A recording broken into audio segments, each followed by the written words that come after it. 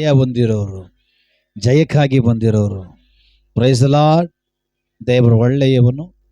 ದೇವರು ಒಳ್ಳೆಯವನಾಗಿರೋದ್ರಿಂದ ಇವತ್ತು ನಾವು ಜೀವಂತವಾಗಿದ್ದೀವಿ. ಹಲ್ಲೆಲೂಯ. ದೇವರು ಒಳ್ಳೆಯವನಾಗದೇ ಇದ್ದಿದ್ರೆ ಇವತ್ತು ನಾವು ಜೀವಂತವಾಗಿರ್ಲಿಕ್ಕೆ ಸಾಧ್ಯವಾಗ್ತಾ ಇರಲಿಲ್ಲ. ಹಲ್ಲೆಲೂಯ. ಸರಿ, ದೇವರಿಗೆ ನಮಗೆ ಮಹಿಮೆ ಉಂಟಾಗಲಿ. ಕಳೆದ ವಾರ ನಾವು ದೇವರ ವಾಕ್ಯವನ್ನು ಕೇಳಿದ್ವಿ. ಏನು ಕುರಿತು ಕೇಳಿದ್ವಿ? ನನ್ ಕೋಲು ಚಿಗುರುವಂತೆ.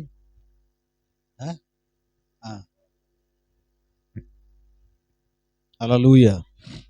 ಸರಿ, ಇವತ್ತು ನಾನು ಹೊಸದಾಗಿ ಬಂದಿದ್ದೀನಿ. ಇವತ್ತೇ ನಾನು ಚರ್ಚಿಗೆ, ಇವತ್ತು ಆರಾಧನೆಗೆ. ಸರಿ, ದೇವರ ಮಹಿಮೆ ಉಂಟಾಗಲಿ. ಕಳೆದ ವಾರ ನಾವು ದೇವರ ವಾಕ್ಯವನ್ನ ಧ್ಯಾನ ಮಾಡಿದ್ವಿ. ಯಾವ್ದು ಕುರಿತು ದೇವರು ಮಾತಾಡಿದ್ರು? 12 ಕೋಲು ಚಿಗುರು. 12 ಕೋಲು ಚಿಗುರು. ಆಮೇಲೆ ಗುಡಾರ. ಆಮೇಲೆ ಆರೋನನ ಕೋಲು. ಸ್ತೋತ್ರ. ನಿಮ್ದು ಕೋಲಿದ್ಯಾ? ಹೌದು, ನಾವು ಕೂಡ ಒಂದು ಕೋಲೆ.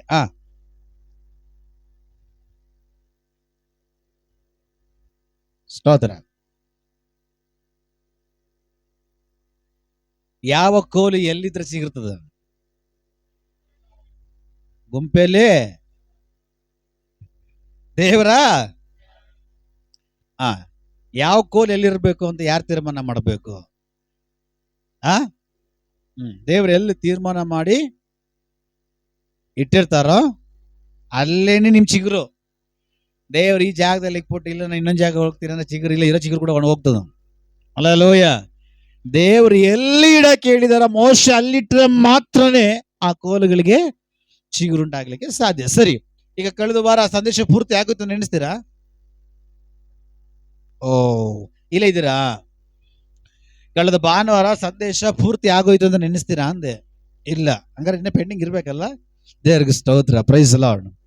ದೇವರ ಮಹಿಮೆ ಆಗಲಿ. ಹೋದ ವಾರದಲ್ಲಿ ದೇವರು ಕೋಲು ಕುರಿತು, ಗೂಡಾರದ ಕುರಿತು, ದೈವ ದರ್ಶನ, ದೇವರು ಇಳಿದು ಬರುವಂತ ಸ್ಥಳದಲ್ಲಿ, ನಾನು ನೇಮಿಸುವಂತ ಸ್ಥಳದಲ್ಲಿ ಕೋಲುಗಳನ್ನು ಇಡಬೇಕು. ಹಲ್ಲೆಲೂಯ. ನಾವು ನೋಡ್ತೀವಿ, ಇಸ್ರಾಯೇಲ್ ಎಂಬುದಾಗಿ ಹೇಳುವಂತ ಆ ಒಂದು ಇದರಲ್ಲಿ 12 ಕುಲಗಳಿವೆ. 12 ಕುಲ. ಈ 12 ಕುಲ, 12 ಗೋತ್ರ, 12 ಕುಲ ಬೈಬಲ್ ಅಲ್ಲಿ ಮೆನ್ಷನ್ ಮಾಡಲ್ಪಟ್ಟಿದೆ. ಒಂದು ರೂಬೇನ್, ಸಿಮಿಯೋನ್, ಈ ತರ ಯಹೂದ, ಲೇವಿ, ಹಿಂಗೆ ಈ ತರ ಅಂತ ಹೇಳ್ಬಿಟ್ಟು ಸುಮಾರು 12 ಕುಲಗಳಿವೆ. ಏನಪ್ಪಾ? ಎಷ್ಟು? 12 ಕುಲಗಳಿವೆ. ದೇವರು ಹೇಳ್ತಾರೆ, ಈ 12 ಕುಲಗಳನ್ನ ಮಾಡಿದವನು ನಾನೇ. ಈ 12 ಕುಲದವ್ರನ್ನ ಉಂಟು ಮಾಡಿದವನು ನಾನೇ. ಈ 12 ಕುಲದನ್ನ ಸೃಷ್ಟಿ ಮಾಡಿದವನು ನಾನೇ. ಮೋಶೆ, ಆರೋನನೇ, ಒಂದು ಕೆಲಸ ಮಾಡು, ನಾನು ನಿಮ್ಮನ್ನ ಏನಾಗಿ ಮಾಡಿದ್ದೀನಿ? ಕೋಲಾಗಿ ಮಾಡಿದ್ದೀನ? ಕೋಲೆಲ್ಲ ಬೀಳ್ತದೆ. ಮೋಶೆ, ಆರೋನರನ್ನ ಸೇವಕರನ್ನಾಗಿ ನಾನು ಮಾಡಿದ್ದೀನಿ. ಆದ್ರೆ ಆರೋನನನ್ನು, ಮೋಶೆಯನ್ನು ಸೇವಕನಾಗಿ ಮಾಡೋದು ಯಾರು? ಸ್ವರ್ಗದ ದೇವರು. ಈಗ ಈ ಮೋಶೆಗೂ ಆರೋನನಿಗೂ ವಿರೋಧವಾಗಿ ಯಾರು ಮಾತಾಡ್ತಾ ಇದ್ದಾರೆ? ಈ 12 ಕುಲಗಳು ಮಾತಾಡ್ತಾ ಇದ್ದಾರೆ. ಈ 12 ಕುಲಗಳನ್ನು ಸೃಷ್ಟಿ ಮಾಡಿದವರು ಯಾರು? ಹಲ್ಲೆಲೂಯ. ಈ 12 ಕುಲದ ಜನಗಳನ್ನ ಉತ್ಪತ್ತಿ ಮಾಡಿದವರು ಯಾರು? ದೇವ್ರೆ. ಈಗ ಈ 12 ಕುಲದವರು ಏನ್ ಮಾಡ್ತಾ ಇದಾರೆ? ಮೋಶೆಗೂ ಆರೋನನಿಗೂ ವಿರೋಧವಾಗಿ ಮಾತಾಡ್ತಾ ಇದ್ದಾರೆ. ಏನು? ಮೋಶೆನ ಸೇವೆ ಮಾಡೋದು, ಆರೋನನ ಸೇವೆ ಮಾಡೋದು. ಮೋಶೆ ಆರೋನ ಇಬ್ಬರನ್ನ ದೇವ್ರ ನೋಡಕ್ಕಾಗೋದು, ದೇವ್ರ ಮುಂದೆ ನಿಂತ್ಕೊಳ್ಳಕ್ಕಾಗೋದು, ನಾವು ಮಾಡ್ತೀವಿ ಹಂಗೆ ಹೆಂಗೆ ಆಂಧ್ರ ಅಟ್ಟು ಪುಟ್ಟ ಅಂತ ಏನೋ ಹೇಳ್ತಾರೆ. ಅವಾಗ ದೇವ್ರ ಕೋಪ ಬರುತ್ತೆ. ಮೋಶೆ ಆರೋನ ಏನ್ ಹೇಳಲ್ಲ. ಇದು ಯಾವಾಗ ಇದ್ದಿದೆ? ಯಾವಾಗ? ಐಗುಪ್ತ ದೇಶದಲ್ಲಿ ಸ್ಟಾರ್ಟ್ ಆಗಿರೋದು, ಇನ್ನ ಮುಗ್ದಿಲ್ಲ. ಇದು ಇದ್ದಿದೆ. ಕೇಳಿ ಕೇಳಿ ಕೇಳಿ ಕೇಳಿ ಏನಾಗ್ಬಿಟ್ಟಿದೆ? ಹವ್ಯಾಸ ಆಗ್ಬಿಟ್ಟಿದೆ. ಅದ್ರ ಬಗ್ಗೆ ಯಾರು ಗೊತ್ತು? ಅವ್ರ ಬಗ್ಗೆ ಯಾರು ಗೊತ್ತು? ಮೋಶೆಗೂ ಆರೋನಿಗೂ ಗೊತ್ತು. ಅದಕ್ಕೆ ಅವ್ರು ತಲೆ ಕೆಡಿಸ್ಕೊಂಡಿಲ್ಲ. ಆದ್ರೆ ಅವ್ರು ತಲೆ ಕೆಡಿಸ್ಕೊಂಡಿಲ್ಲ ಅಂದ್ರು ಕೂಡ ಅವ್ರನ್ನ ನೇಮಿಸಿದ್ ಯಾರು? ದೇವ್ರ ತಲೆ ಕೆಡಿಸ್ಕೊಳ್ತಾ ಇದ್ದಾನೆ. ಏನಂತೇಳಿ? ಇವರುಗಳನ್ನ ನೇಮಿಸಿರೋದು, ಇವರುಗಳನ್ನ ಇಟ್ಟಿರೋದು, ಇವರುಗಳನ್ನ ನಡೆಸ್ತಾ ಇರೋದು ಮನುಷ್ಯರಲ್ಲ. ಇವ್ರು ಅನ್ಕೊಂಡ್ಬಿಟ್ಟಿದ್ದಾರೆ ಫರೋಹನ್ ಅಂತಾರ ಇವ್ರುನು ಅಂತ. ಯಾರು?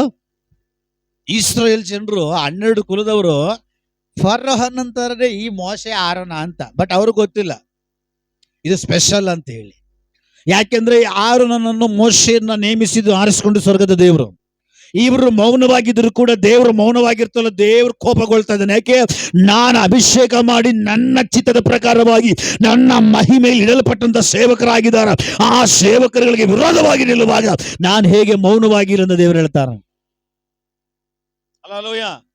ಅದಕ್ಕೆ ಸ್ವಂತ ಅಕ್ಕ ಮಿರ್ಯಾಮಳು ಮೋಶೆಯ ಸೇವೆಗೂ ಗುನ್ನುಗುಟ್ಟುವಾಗ ದೇವರು ವಾಕ್ಯ ಹೇಳ್ತದೆ, ದೇವರು ಕೋಪಗೊಂಡಿದ್ದ ನಿಮಿಷವಾಗಿ ಅವಳ ಕೈ ಅವಳ ದೇಹ ಪೂರ್ತಿ ಹತ್ತುಕೊಳ್ತು ಅಂತ. ಅಂದ್ರೆ ಸ್ವಂತ ಅಕ್ಕನನ್ನ ದೇವ್ರು ಬಿಡ್ತಾ ಇಲ್ಲ, ಇಸ್ರೇಲ್ ಜನರನ್ನ ದೇವ್ರು ಬಿಡಲ್ಲ. ಈ ಟೈಮ್ನಲ್ಲಿ ಏನು, ಇಸ್ರೇಲ್ ಜನರು ಏನು, ದೇವ್ರು ನಮ್ಮನ್ನು ಮೆಚ್ಕೊಂಡ್ಬಿಟ್ಟಿದ್ದಾನೆ, ದೇವ್ರು ನಮ್ಮನ್ನು ಇಷ್ಟಪಟ್ಬಿಟ್ಟಿದ್ದಾನೆ, ದೇವರು ನಮ್ಮನ್ನು ನೇಮಿಸಿದ್ದಾನೆ, ನಾವು ಕೂಡ ಸೇವೆ ಮಾಡಬಹುದು ಅಂತ ಹೇಳ್ತಾರೋ ಸಮಯದಲ್ಲಿ ದೇವರು ಮೋಶೆಗೆ ಹೇಳ್ತಾರೆ, ಒಂದು ಕೆಲಸ ಮಾಡು, 12 ಕುಲಗಳಿದೆಯಲ್ಲ, 12 ಕುಲಗಳಲ್ಲಿ ಹೋಗ್ಬಿಟ್ಟು ಒಂದೊಂದು ಕುಲಕ್ಕೆ ಒಬ್ಬನ ಹೆಸರು ಬರೆದ್ಬಿಟ್ಟು 12 ಕೋಲ್ ತಗೊಂಡ್ ಬಾ, ನಾನು ಯಾರನ್ನ ಮೆಚ್ತೀನಿ ಅವ್ರ ಕೋಲ್ ಮಾತ್ರ ಚಿಗುರುತ್ತೆ, ಅವ್ನು ಮಾತ್ರ ಸೇವೆಲಿರ್ಬೇಕು ಅಂತ ದೇವ್ರು ನಿಯಮ ಮಾಡ್ತಾರೆ.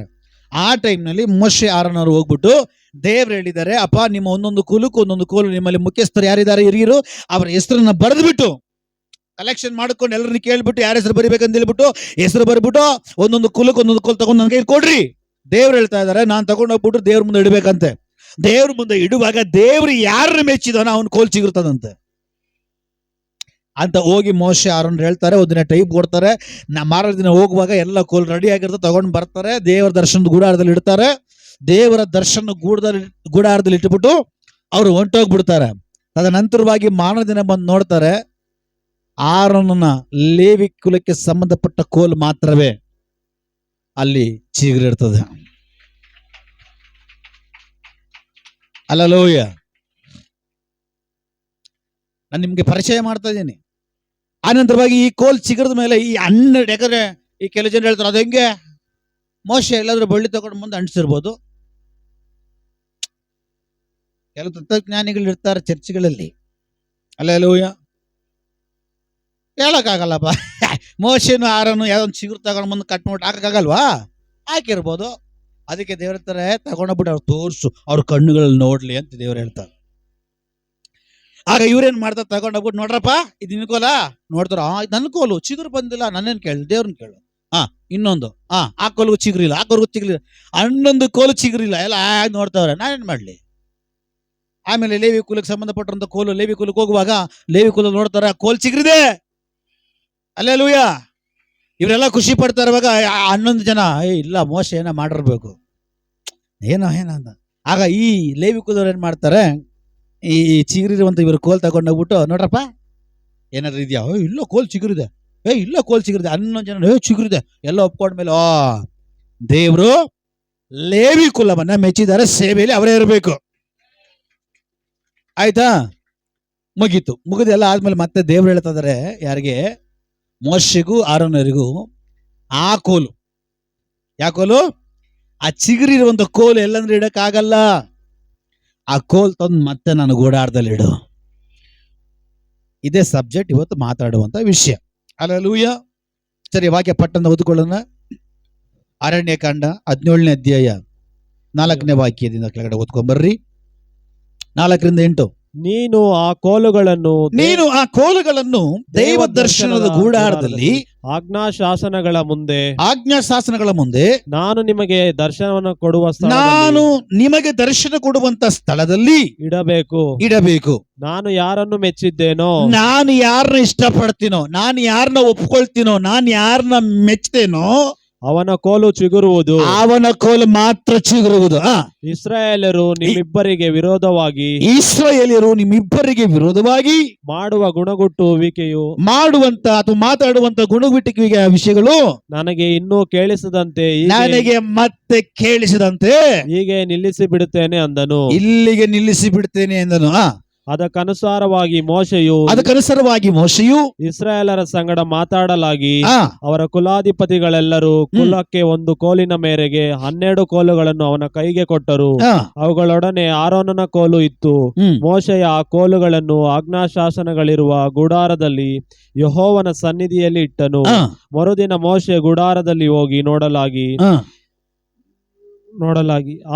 ಲೇವಿ ಕುಲಗೋಸ್ಕರ ಆರೋನನನ್ನು ಕೊಟ್ಟಿದ್ದಂತ ಕೋಲು ಚಿಗುರಿ ಮೊಗ್ಗೆ ಬಿಟ್ಟು ಹೂವರಳಿ ಬಾದಾಮಿ ಹಣ್ಣುಗಳನ್ನು ಫಲಿಸಿತು. ಮೋಶೆ ಆ ಕೋಲುಗಳನ್ನೆಲ್ಲ ಯೆಹೋವನ ಸನ್ನಿಧಿಯಿಂದ ಇಸ್ರಾಯೇಲರ ಬಳಿಗೆ ತಂದು ತೋರಿಸಿದನು. ಅವರು ನೋಡಿ ತಮ್ಮ ತಮ್ಮ ಕೋಲುಗಳನ್ನು ತೆಗೆದುಕೊಂಡರು. ತಮ್ಮ ಕೋಲುಗಳ ತೆಗೆದುಕೊಂಡ್ರು. ಓದಪ್ಪ. ತರುವಾಯ ಯೆಹೋವನು ಮೋಶೆಗೆ ಆರೋನನ ಕೋಲನ್ನು ತಿರುಗಿ ಆಜ್ಞಾಶಾಸನಗಳ ಮುಂದೆ ಇಡಬೇಕು.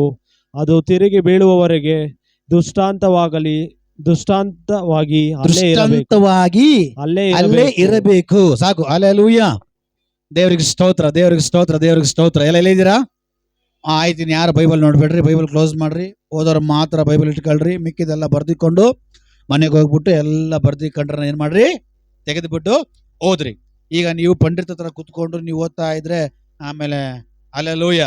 ಅದಕ್ಕೆ ನೀವೇನ್ ಮಾಡ್ರಿ, ಯಾರು ಒಬ್ರು ಓದ್ತಾರೆ, ಮಿಕ್ಕಿದವ್ರು ಏನ್ ಮಾಡ್ರಿ, ನನ್ನ ನೋಡ್ತಾ ಇರ್ರಿ, ದೇವರ ಮಾತುಗಳನ್ನ ಕೇಳ್ತಾ ಇರ್ರಿ. Hallelujah, hallelujah. ಈಗ ಇಲ್ಲಿ ಕೋಲ್ ಚಿಗುರ್ತಾ ಇದೆ. ಕೋಲು ಚಿಗುರ್ಲಿಕ್ಕೆ ಕಾರಣ ಏನು? ಮೋಶೆ ದೇವ್ರು ಹೇಳಿದ್ರು ಕೋಲ್ ತಂದು ಎಲ್ಲಿಡ್ಬೇಕು ಅಲ್ಲಿ ಇಡ್ಬೇಕಂತ. ಮೋಶೆ ಕೆಲಸ ಏನೋ ತಗೊಂಡೋಗಿ ಎಲ್ಲಿಡ್ಬೇಕಾಗಿತ್ತು ಅಲ್ಲಿ ಇಟ್ಬಿಟ್ಟ.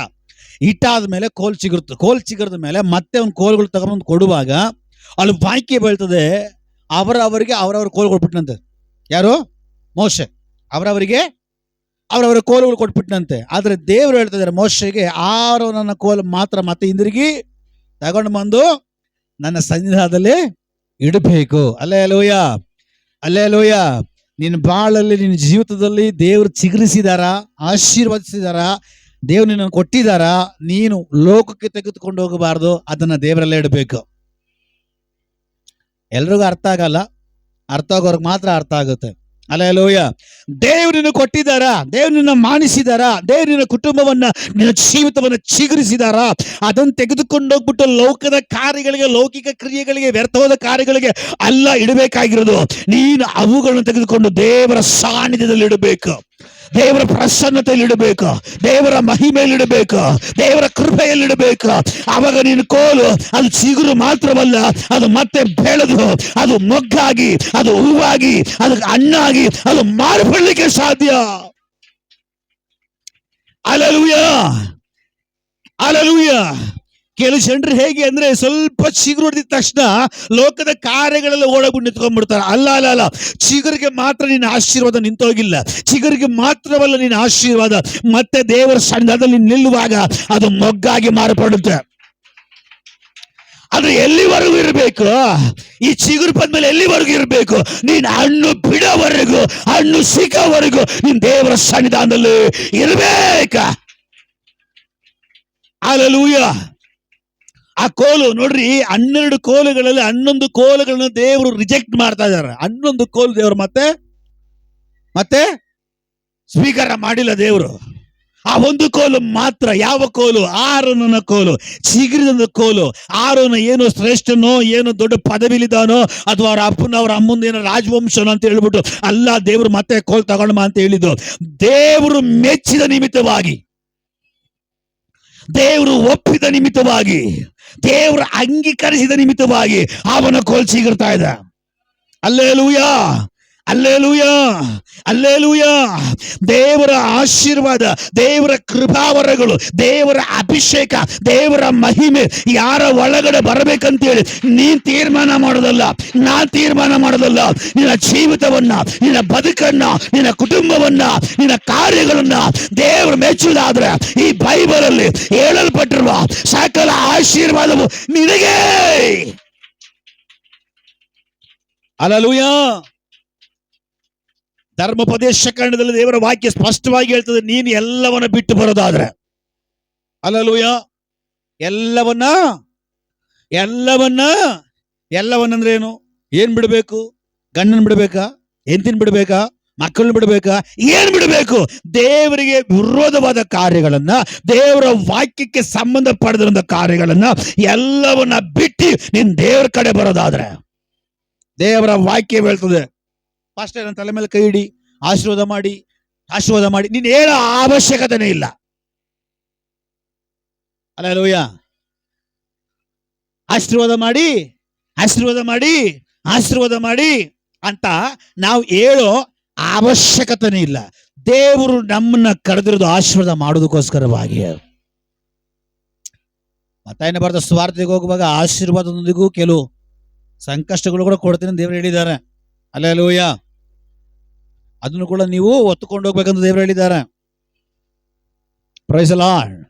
ಅಂದ್ರೆ ದೇವರ ಸಮ್ಮುಖದಲ್ಲಿ ನಾವು ಪ್ರಾರ್ಥನೆ ಮಾಡಿ ಆಶೀರ್ವಾದ ಮಾಡಿ ಅಂತ ಕೇಳೋ ಅವಶ್ಯಕತೆ ಇಲ್ಲ. ಯಾಕಂದ್ರೆ ಈ ಯೇಸು ನಮಗಾಗಿನೇ, ಯೇಸುವಿನಲ್ಲಿರುವಂತ ಸಕಲ ಆಶೀರ್ವಾದವು ನಮಗಾಗಿಯೇ.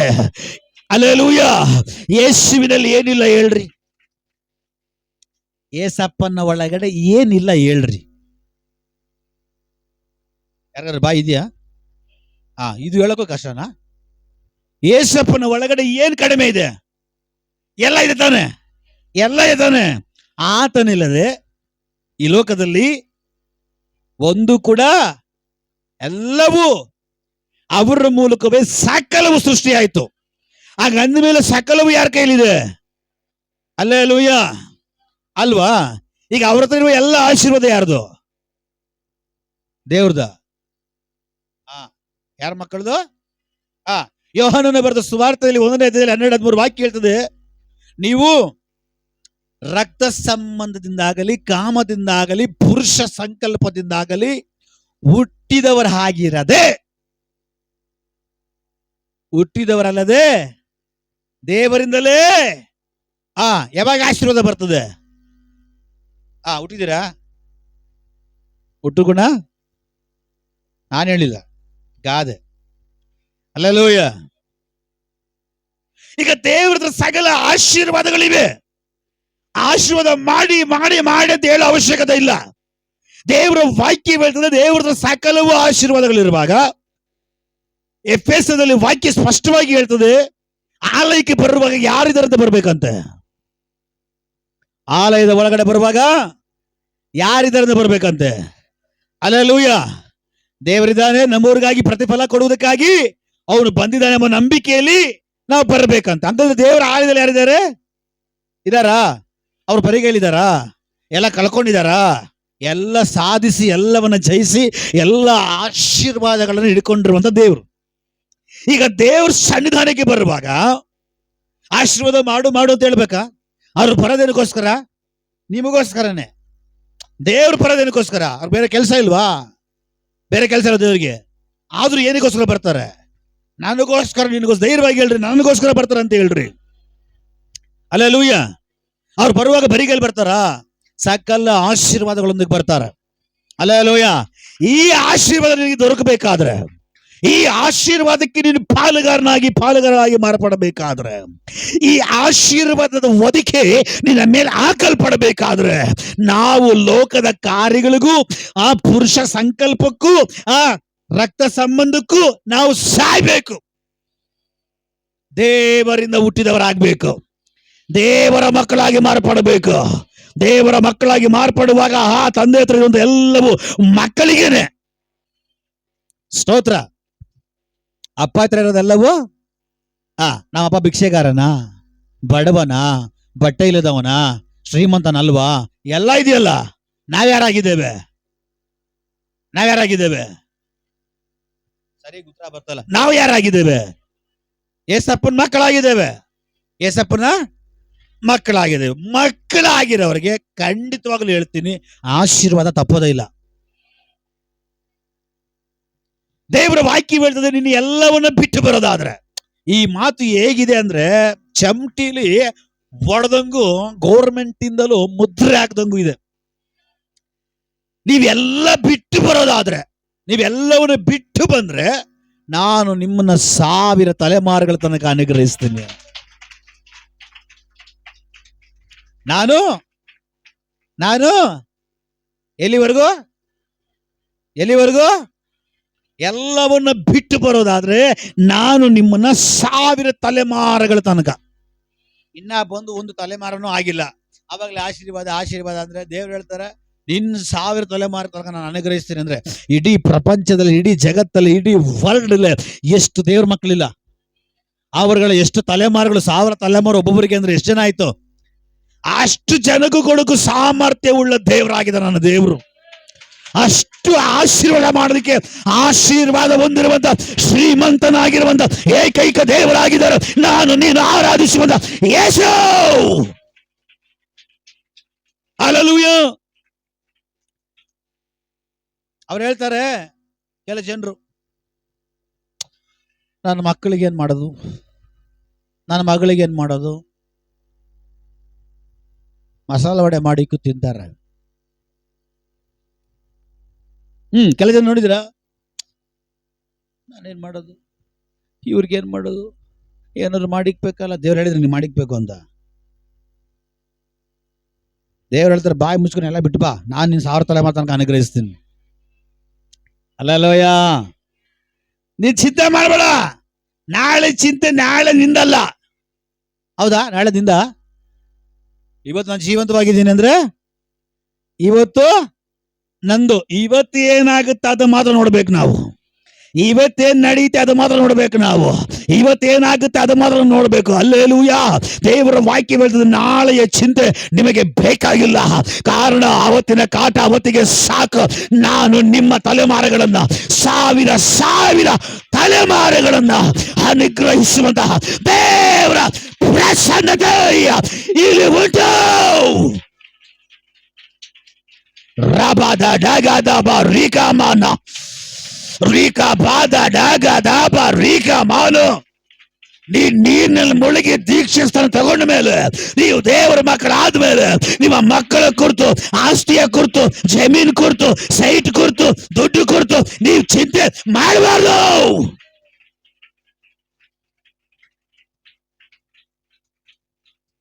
Hallelujah, hallelujah. ದೇವರು ಹೇಳ್ತಾರೆ, ನಾನು ನಿನ್ನ 1000 ತಲೆಮಾರುಗಳ ತನಕ ಅನುಗ್ರಹಿಸ್ತೇನೆ. ಅನುಗ್ರಹಿಸುವ ದೇವರು ಇರುವಾಗ, ಅನುಗ್ರಹಿಸುವುದಕ್ಕೆ ಸಾಮರ್ಥ್ಯವುಳ್ಳ ದೇವರು ಇರುವಾಗ, ನಿನ್ನ ಮಕ್ಕಳ ಕುರಿತು, ನಿನ್ನ ಭವಿಷ್ಯತ್ ಕುರಿತು, ನಿನ್ನ ತಲೆಮಾರುಗಳ ಕುರಿತು ನೀನು ಚಿಂತೆ ಮಾಡೋ ಅವಶ್ಯಕತೆ ಇಲ್ಲ. ನೀನ್ ಚಿಂತೆ ಮಾಡಬೇಕಾಗಿರೋದು ಏನೆಲ್ಲ ಬಿಟ್ಟು ಹೊರಗಡೆ ಬರ್ಬೇಕಾ, ಏನೆಲ್ಲ ಬಿಟ್ಟು ಹೊರಗಡೆ ಬರ್ಬೇಕಾ, ಯಾವ ಪಾಪದ ಕಾರ್ಯಗಳೆಲ್ಲ ಬಿಟ್ಟು ಹೊರಗಡೆ ಬರ್ಬೇಕಾ, ದೇವರು ಯಾವುದನ್ನೆಲ್ಲ ಬಿಟ್ಟು ಬರಕ್ಕೆ ಹೇಳಿದ್ದಾರೆ, ದೇವರು ಯಾವುದನ್ನೆಲ್ಲ ತೆಗೆಸ್ಲಿಕ್ಕೆ ಹೇಳಿದ್ದಾರೆ, ಎಂತ ಕೃತ್ಯಗಳು, ಎಂತ ಪಾಪಗಳು, ಎಂತ ಲೋಕಕ್ಕೆ ಸಂಬಂಧಪಟ್ಟ ಕಾರ್ಯಗಳನ್ನ ದೇವರು ಬಿಟ್ಟು ಬರ್ಲಿಕ್ಕೆ ಹೇಳಿದಾನೋ ಅದು ಬಿಡಕ್ಕೆ ನೀನ್ ಆಲೋಚನೆ ಮಾಡಿದ್ರೆ, ಅವುಗಳನ್ನು ಬಿಡುವುದಕ್ಕೆ ನೀನ್ ಆಲೋಚನೆ ಮಾಡಿದ್ರೆ, ನಿನ್ನ ತಲೆಮಾರುಗಳನ್ನು ಯಾವ ರೀತಿ ಆಶೀರ್ವಾದ ಮಾಡ್ಬೇಕಂತೇಳಿ ಅವನ ಆಲೋಚನೆ ಮಾಡ್ತಾನ. ಇಲ್ಲ ಇದ್ದೀರಿ ಹಲ್ಲೆಲೂಯಾ. ನಿನ್ನ ಮಕ್ಕಳನ್ನ ನೀನು ಆಶೀರ್ವಾದ ಮಾಡಕ್ಕೆ ಇಷ್ಟಪಡ್ತೀಯ, ನಿನ್ನ ಮಕ್ಕಳನ್ನ ದೇವರ ಆಶೀರ್ವಾದ ಮಾಡ್ಲಿಕ್ಕೆ ಇಷ್ಟಪಡ್ತೀಯ? ಇಬ್ಬರು ಮಾತ್ರ. ಬೇಕಿದ್ದಲ್ಲ ಗುಂಪಲ್ಲಿ ಸೋತ್ರ ಹಲ್ಲೆಲೂಯಾ. ನಿನ್ನ ಮಕ್ಕಳನ್ನ ನೀನು ಆಶೀರ್ವಾದ ಮಾಡಕ್ಕೆ ಇಷ್ಟಪಡ್ತೀಯ, ನಿನ್ನ ಮಕ್ಕಳನ್ನ ದೇವರ ಆಶೀರ್ವಾದ ಮಾಡಕ್ಕೆ ಬಿಟ್ಕೊಡ್ತೀಯ? ನೀನು ಆಶೀರ್ವಾದ ಮಾಡಿದ್ರೆ ಸರಿ, ನೀನು ಒಂದು ಆಶೀರ್ವಾದ ಮಾಡಪ್ಪ ನಿನ್ನ ಮಕ್ಕಳಿಗೆ. ನೀನು ಆಶೀರ್ವಾದ ಮಾಡಿದಷ್ಟು ಒಂದು ಬಂಗಾರದ ಬನ್ನಿ ತಕೊಂಡು ನೋಡೋಣ, ಅದಾ? ಅದೇ ಆಗ್ತಾ ಇಲ್ಲ ಆದ್ಮೇಲೆ ಮತ್ತೆ ಇನ್ನೆಲ್ಲಿ ನೀನು? ದೇವರು ಹೇಳ್ತಾರೆ, ನಾನು ನಿನ್ನ ತಲೆಮಾರುಗಳಿಗೆಲ್ಲ 1000 ತಲೆಮಾರು ಅನುಗ್ರಹಿಸ್ತೀನಿ ಅಂತ. ಇದು ಎಷ್ಟು ಶ್ರೀಮಂತ ದೇವರು!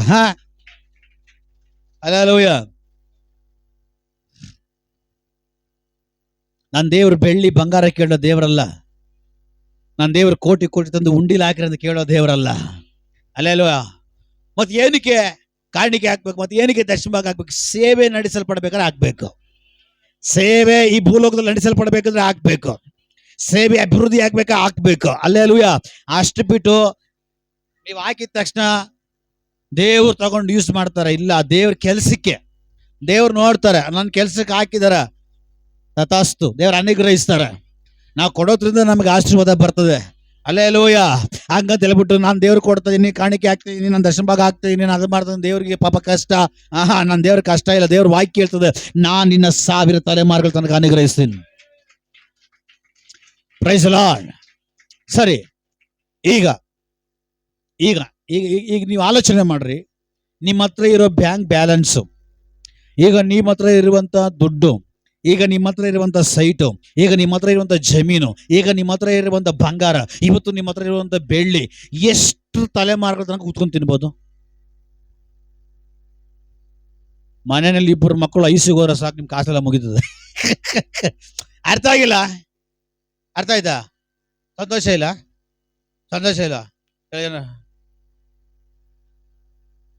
ಎಲ್ಲೇ ನರ ಲೂಸ್ ಆಗ್ತಿರ್ಬೇಕು, ಅವ್ರಿಗೆ ಗೊತ್ತಿಲ್ಲ ಸ್ವಲ್ಪ. ಹಲ್ಲೆಲೂಯಾ. ನಿನ್ನ ಹತ್ರ ಇರೋ ದುಡ್ಡು, ನಿನ್ನ ಹತ್ರ ಇರೋ ಬೆಳ್ಳಿ, ನಿನ್ನ ಹತ್ರ ಇರೋ ಬಂಗಾರ, ನಿನ್ನ 2 ಮಕ್ಕಳು ಅಥವಾ 3 ಮಕ್ಕಳು, ಅದು ಒಂದು ಮಗು, ಒಂದೇ ಒಂದು ಮಗು ಐಸಿವಿನ ಒಳಗಡೆ ಹೋಗ್ಬಿಟ್ರೆ ನಿನ್ನ ಹತ್ರ ಇರೋ ದುಡ್ಡೆಲ್ಲ ಖಾಲಿ. ಹೌದಾ ಇಲ್ಲ? ಹೌದಾ ಇಲ್ಲ? ಹಾ, ಎಲ್ಲ ನಿನ್ನ ಆಶೀರ್ವಾದ ಅಷ್ಟೇನೆ.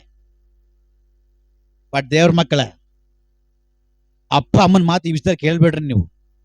ನೀವು ದೇವರಲ್ಲಿ ಬೆಳೀರಿ, ನೀವು ದೇವರಲ್ಲಿ ನಿಲ್ರಿ, ದೇವರ ಗೂಢಾರದಲ್ಲಿ ಕಾಣಲ್ಪಡ್ರಿ. ನಿಮ್ಮ ಕೋಲನ್ನು ಚಿಗುರಿಸದ ಅವನು ನಿನ್ನ ತಲೆಮಾರುಗಳ ಕೋಲನ್ನ ಚಿಗುರಿಸುವಂತ ದೈವ ಇಲ್ಲಿ ಹುಟ್ಟು. ದೇವರ ವಿಷಯದಲ್ಲಿ, ದೇವರ ರಾಜ್ಯದ ವಿಷಯದಲ್ಲಿ, ದೇವರಲ್ಲಿ ಬೆಳೆಯುವಂತ ವಿಷಯದಲ್ಲಿ ಯಾರೊಟ್ಟಿಗೂ ಕಾಂಪ್ರಮೈಸ್ ಮಾಡ್ಕೊಳ್ಬೇಡ್ರಿ. ಅಪ್ಪ ಆಗ್ಲಿ, ಅಮ್ಮ ಆಗ್ಲಿ, ಅಕ್ಕ ಆಗ್ಲಿ, ತಂಗಿ ಆಗ್ಲಿ, ಪಾಸ್ಟರ್ ಆಗ್ಲಿ, ಸಭೆ ಆಗ್ಲಿ, ವಿಶ್ವಾಸಿಗಳಾಗ್ಲಿ, ರಿಲೇಷನ್ ಆಗ್ಲಿ, ಯಾರೇ ಆಗ್ಲಿ, ಡೋಂಟ್ ಕಾಂಪ್ರಮೈಸ್. ಎಷ್ಟರ ಮಟ್ಟಿಗೆ ಬೆಳಿಲಿಕ್ಕೆ ಆಗ್ತದೋ ದೇವರ ಸಮ್ಮುಖದಲ್ಲಿ ನೀನ್ ಬೆಳೆ. ಹಲ್ಲೆಲೂಯಾ. ನಿನ್ ಕೋಲು ಚಿಗುರುವಂತೆ ಮಾಡೋದು ಅವನು. ಮತ್ತೆ ನಿನ್ ಕೋಲು ಚಿಗುರದ ಮೇಲೆ ನಿನ್ ಲೋಕಕ್ಕೆ ಹೋಗೋದಲ್ಲ, ಲೋಕದ ಕಡೆಗೆ ಹೋಗೋದಲ್ಲ, ಇಷ್ಟದ ಪ್ರಕಾರ ಹೋಗೋದಲ್ಲ. ದೇವ್ರು ಹೇಳ್ತಾರೆ, ನಾನು ಮೆಚ್ಚಿದ ಕೋಲು ಅದು ಆರೋನನ ಕೋಲು.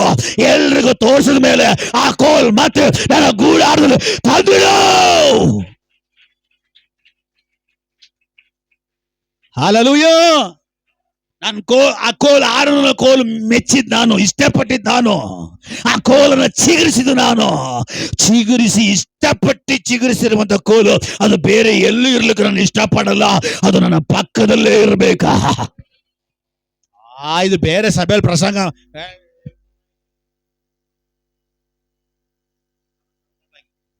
ಹಲ್ಲೆಲೂಯಾ. ಇಲ್ಲೆಲ್ಲ ಬಂದ್ಮೇಲೆ ಎಲ್ಲ ಪಾರ್ಟ್ಸ್ ವರ್ಕ್ ಮಾಡಬೇಕು. ಹಲ್ಲೆಲೂಯಾ. ಇಲ್ಲ ಎಲ್ಲ ಪಾರ್ಟ್ಸ್ಗಳಿಗೆ ದೇವ್ರು ಏನ್ ಮಾಡ್ಬಿಡ್ತಾರೆ, ಟೈಟ್ ಫಿಟ್ಟಿಂಗ್ ಮಾಡ್ಬಿಡ್ತಾರೆ.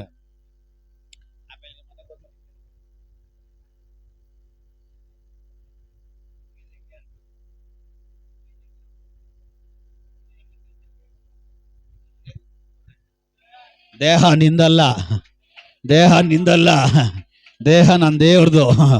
ನೀನ್ ದೇವ್ರ ಸಂಬಂಧಪಟ್ಟವರು, ನೀವು ನಿಮ್ಮ ಸ್ವಂತ ಸ್ವತ್ತಲ್ಲ ಅಂತ ದೇವ್ರು ಹೇಳ್ತಾರೆ. ಒಪ್ಪಿಸ್ಕೊಡು. ಬರದೆ ವಾರಕ್ಕೊಂದ್ಸಾರಿ ಅಲ್ಲೆಲ್ಲ ಗುಂಡ್ಕಾಲ್ ಕುತ್ಕೊಂಡು ನಂಗೆ ಕುತ್ಕೊಂತೀಯ. ಹಲ್ಲೆಲೂಯಾ.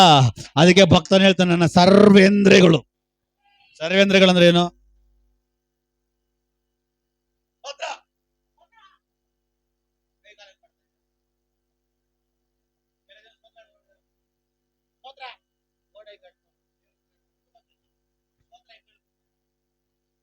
ಸ್ತೋತ್ರ ಹೆಂಗ್ ಹೇಳ್ಬೇಕು?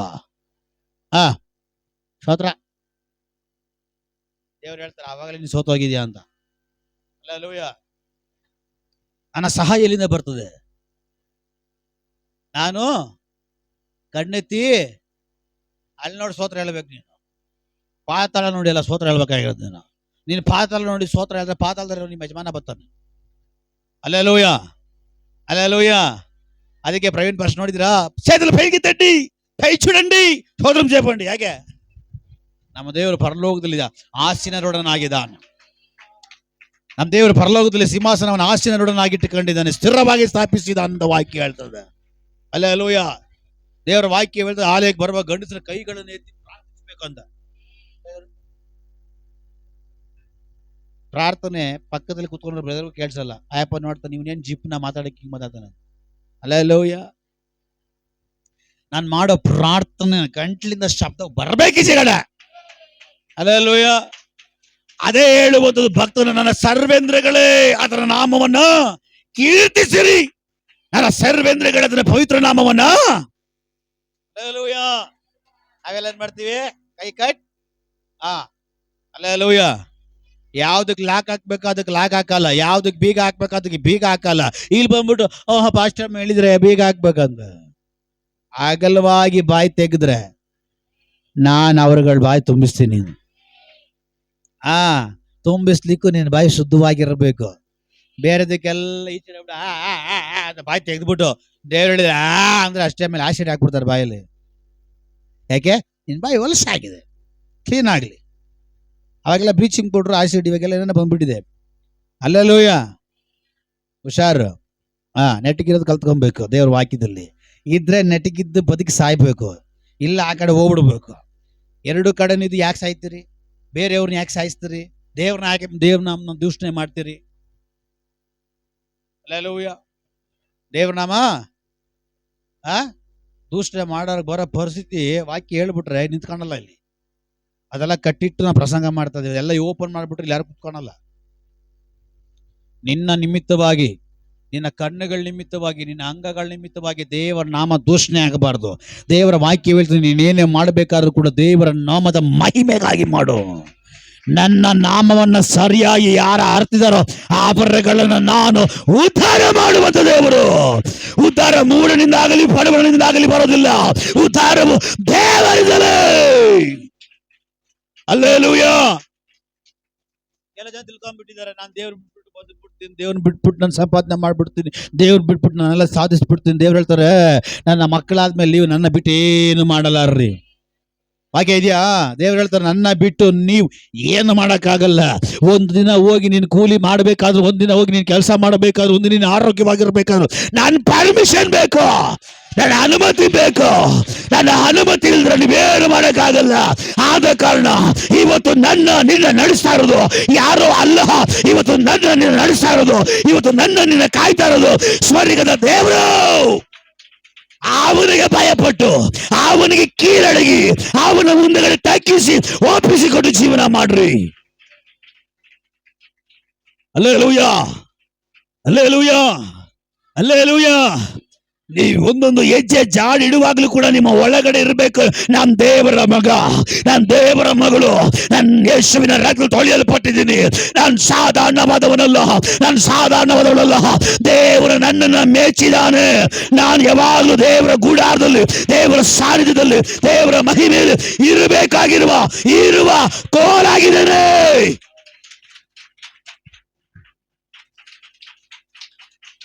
Hallelujah, hallelujah.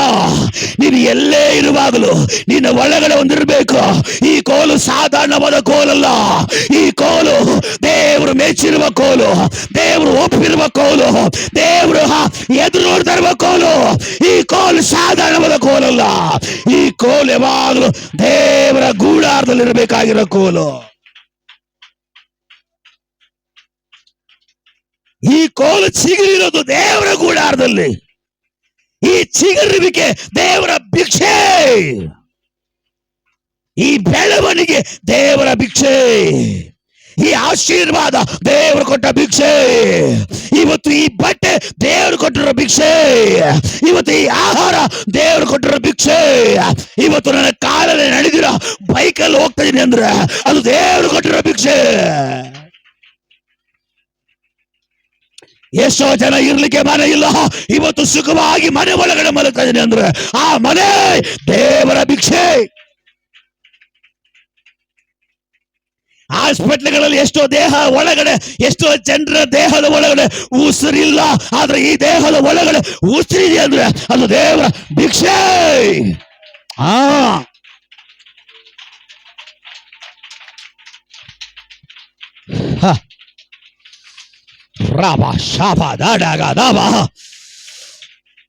ಇವತ್ತು ನಾನು ಜೀವಂತವಾಗಿದ್ದೀನಿ ಅಂದ್ರ ದೇವರ ಭಿಕ್ಷೆ. ಇವತ್ತು ಜನರು ನನ್ನ ನೋಡಿ ಗೌರವಿಸ್ತಾರ ಅಂದ್ರೆ ಅದು ದೇವರು ಕೊಟ್ಟಿರೋ ಭಿಕ್ಷೆ.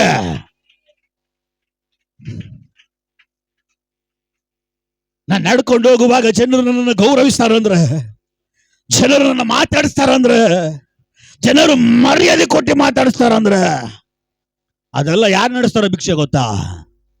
ಅದೆಲ್ಲ ದೇವರು ನಡೆಸ್ತಾರಂತ ಭಿಕ್ಷೆ. ದೇವರು ನಿನ್ನ ಮೆಚ್ಚಿದ ನಿಮಿತ್ತವಾಗಿ ಇವತ್ತು ನಮ್ಮ ಕೋಲಲ್ಲಿ ಚಿಗುರೊಡಲಿಕ್ಕೆ ಕಾರಣ. 12 ಕೋಲುಗಳನ್ನು ದೇವರು ಗೂಡಾರದಲ್ಲಿ ಇಟ್ಕೊಂಡಿಲ್ಲ. ದೇವರು ಯಾವ ಕೋಲನ್ನು ಮೆಚ್ಚಿ ಆ ಕೋಲಿಗೆ ಚಿಗುರು ಬಂತು, ಆ ಕೋಲನ್ನು ಮಾತ್ರ ನನ್ನ ಗೂಡಾರದಲ್ಲಿ ಇರ್ಬೇಕಂತ ಇಷ್ಟಪಡ್ತಾನೆ.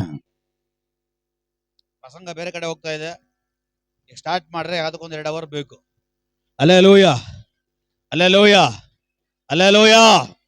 ಪರವಾಗಿಲ್ಲ, ಅದ್ರ ಒಳಗಡೆ ಹೋಗ್ಲಿಕ್ಕೆ ನಾನು ಇಷ್ಟಪಡ್ತೀನಿ. ಅದ್ರಲ್ಲಿ ಭಯಂಕರವಾದ ಆಳವಾಗಿರುವಂತ ಆಲೋಚನೆಗಳಿದೆ, ಮಹಿಮೆ ಇದೆ, ಶಕ್ತಿ ಇದೆ, ಅದ್ರಲ್ಲಿ ನಮಗೆ ಬಿಡುಗಡೆ ಇದೆ. ಹಲ್ಲೆಲೂಯಾ. ಆಸಕ್ತಿಯಾಗಿ ಕೂತ್ಕೊಂಡವ್ರಿಗೆ ಮಾತ್ರ ಅದು ಪ್ರಯೋಜನ ಆಗ್ತದೆ.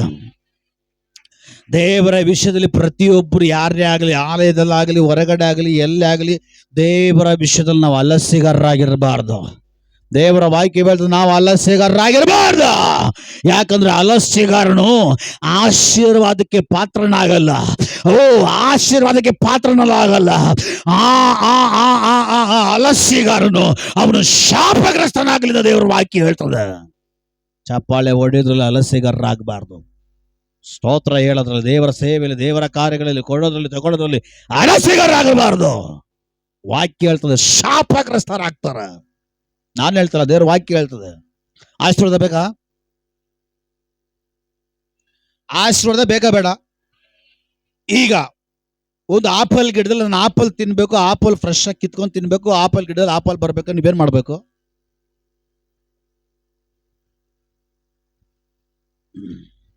ಉತ್ತರ ಬೇಗ ಪಟ್ಪಡ ಅಂತ ಬರ್ಬೇಕು.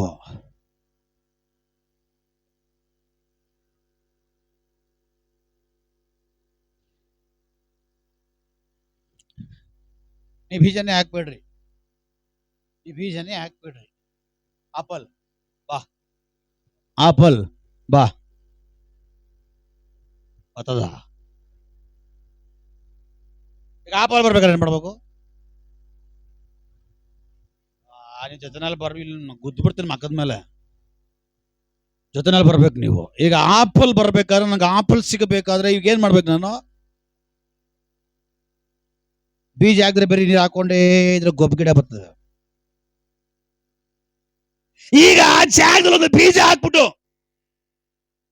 ಅದಕ್ಕೆ ಅಗದು ಮಾಡಿ ಗೊಬ್ಬರ ಹಾಕಿ ಎಲ್ಲ ಹಾಕಿ ನೀರು ಸಮಯಕ್ಕೆ ನೀರು ಹಾಕ್ತಾ ಪಟ್ ಅಂತ ಒಂದು ಚಿಗುರು ಕಾಣ್ತೀರಾ. ಆ ಚಿಗುರು ಬಂದಷ್ಟು ಸೈಲೆಂಟ್ ಆಗ್ಬಾರ್ದು. ಮತ್ತೆ ಏನೇನು ಮಾಡ್ಬೇಕು ಅದನ್ನೆಲ್ಲ ಮಾಡಬೇಕು. ಬೆಳೀತದೆ, ಆಪಲ್ ಬಿಡ್ತದೆ. ಹೌದಾ ಇಲ್ಲ? ಗಿಡನೇ ಹಾಕ್ತಾರೆ, ಬೀಜನೇ ಹಾಕ್ತಾರೆ, ಆಪಲ್ ಬೇಕು ಬರ್ತದ? ಬರಲ್ಲ. ಈಗ ನೀವ್ ಹೇಳ್ರಿ ಆಶೀರ್ವಾದ ಬೇಕಾ ಬೇಡ? ಆಶೀರ್ವಾದ ಬೇಕು ಅಂದ್ರೆ ಮಟ್ಟು ಮಾನವ ಮರ್ಯಾದೆಗೆ ವಾಕ್ಯ ಹೆಂಗ್ ಹೇಳ್ತಾರೆ ನಡೀರಿ ಅಷ್ಟೇ. ನೀನ್ ಆಶೀರ್ವಾದಕ್ಕೋಸ್ಕರ 20 ಉಪವಾಸ, ನಿನ್ನ ಪ್ರಾರ್ಥನೆ ದೇವ್ರಿಗೆ ಅವಶ್ಯಕತೆ ಇಲ್ಲ. ಹೇಳೋಣ ದೇವ್ರು ನಿನ್ನ ಆಶೀರ್ವಾದಕ್ಕೋಸ್ಕರ ಉಪವಾಸ ಇರೋ ಅಂತ. ಎಲ್ಲ ಡುಬಾಕ್ ಪ್ರಾರ್ಥನೆ ನಮ್ದು. ನಾನು ನನ್ನ ಮನೆಯವರು ಇಷ್ಟೇ ನಮ್ಮ ಪ್ರಾರ್ಥನೆ. ದೇವ್ರು ಹೇಳ್ತಾರೆ ಅಧಿಕಾರಿಗಳಿಗಾಗಿ ಪ್ರಾರ್ಥನೆ ಮಾಡ್ರಿ, ಎಲ್ಲ ಜಾತಿ ಜನಗಳಿಗಾಗಿ ಪ್ರಾರ್ಥನೆ ಮಾಡ್ರಿ, ಬೇರೆಯವ್ರಿಗಾಗಿ ಉಪವಾಸ ಪ್ರಾರ್ಥನೆ ಮಾಡಿ ಕೈ ಐತಿ ನೋಡೋಣ. ಆಮೇಲೆ ಏನಿಲ್ಲ ಗೊತ್ತಲ್ಲ,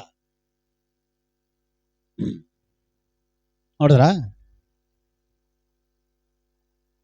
ಬಂದು ತಿಳ್ಕೊಂಡ್ಬಿಟ್ಟಿದ್ರೆ ನನ್ನ ಪ್ರಾರ್ಥನೆ ದೇವ್ರು ಕೇಳ್ತಾ ಇದ್ದಾರೆ, ನಾನು ಉಪವಾಸ ಪ್ರಾರ್ಥನೆ ದೇವ್ರು ಕೇಳ್ತಾ ಇದ್ದಾರೆ ಅಂತ.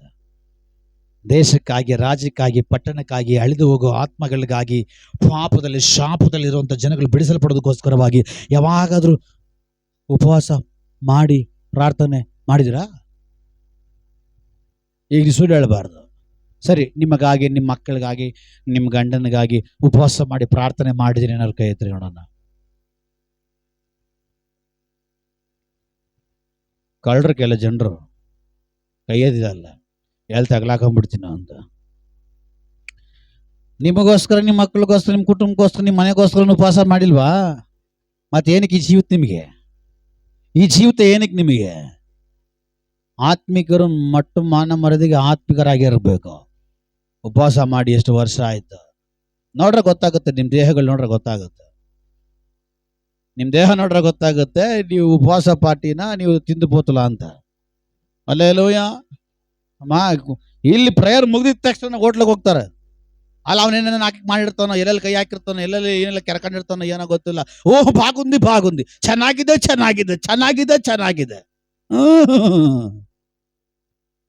ಹಲ್ಲೆಲೂಯ. ಕಾಯ್ತಾ ಇರ್ತವೆ ಚರ್ಚೆ ಬಿಟ್ಟಿದ್ದಷ್ಟು ಹಂಗೆ ಹೋಟ್ಲ ತಿನ್ಕೊಂಡು ಹಂಗೆ ಹೋಗೋಣ ಅಂತ. ಕೆಲ ಜನರು ಪಾರ್ಷಲ್ ಮನೆಗೆ, ಕೆಲ ಜನರು ಬೆಳಗ್ಗೆನೆ ಪ್ರಾರ್ಥನೆ ಮಾಡ್ತಾರೋ ಇಲ್ವೋ, ಇವತ್ತು ಪ್ರಾರ್ಥನೆ ಎದ್ದಿದ ತಕ್ಷಣ ಅಕ್ಕಪಕ್ಕರು ಅಯ್ಯೋ ಏನ್ ಭಯ ಭಕ್ತಿ ಬಿಟ್ಟು ಅವ್ರು ಗೊತ್ತಿಲ್ಲ, ಇವ್ರು ಕುಕ್ಕರಲ್ಲಿ ಅಡಿಗೆ ಮಾಡಕ್ ಹೋಗ್ತವ್ರೆ ಅಂತ. ಭಯ ಭಕ್ತಿ. 5 ನಿಮಿಷ ಪ್ರಾರ್ಥನೆ, 2 ಅವರ್ ಊಟ ತಯಾರು ಮಾಡೋದು. ಹಲ್ಲೆಲೂಯ. ಪ್ರಾರ್ಥನೆ ಎಷ್ಟು? ಇವ್ರು ಹೊಟ್ಟೆ ತುಂಬಿಸ್ಕೊಂಡು ದೇಹ ಬೆಳೆಸ್ಕೊಂಡು ಕಬ್ಬು ಬೆಳೆಸ್ಕೊಳಕ್ಕೆ ಎಷ್ಟು ಅವರ್ ಬೇಕು ಅಡಿಗೆ ಮಾಡಕ್ಕೆ? ಅಲ್ಲೂಯ. ಎಲ್ರು ಏನೋ ದಡ ಬಿಡ ಸೌಂಡ್ ಬರ್ತಾ ಇದೆ, ಯಾರು ಅನ್ಯ ಭಾಷೆಗಳಲ್ಲಿ ಮಾತಾಡ್ತಾ ಇದ್ದಾರೆ. ಅದು ಅನ್ಯ ಭಾಷೆ ಅಲ್ಲ.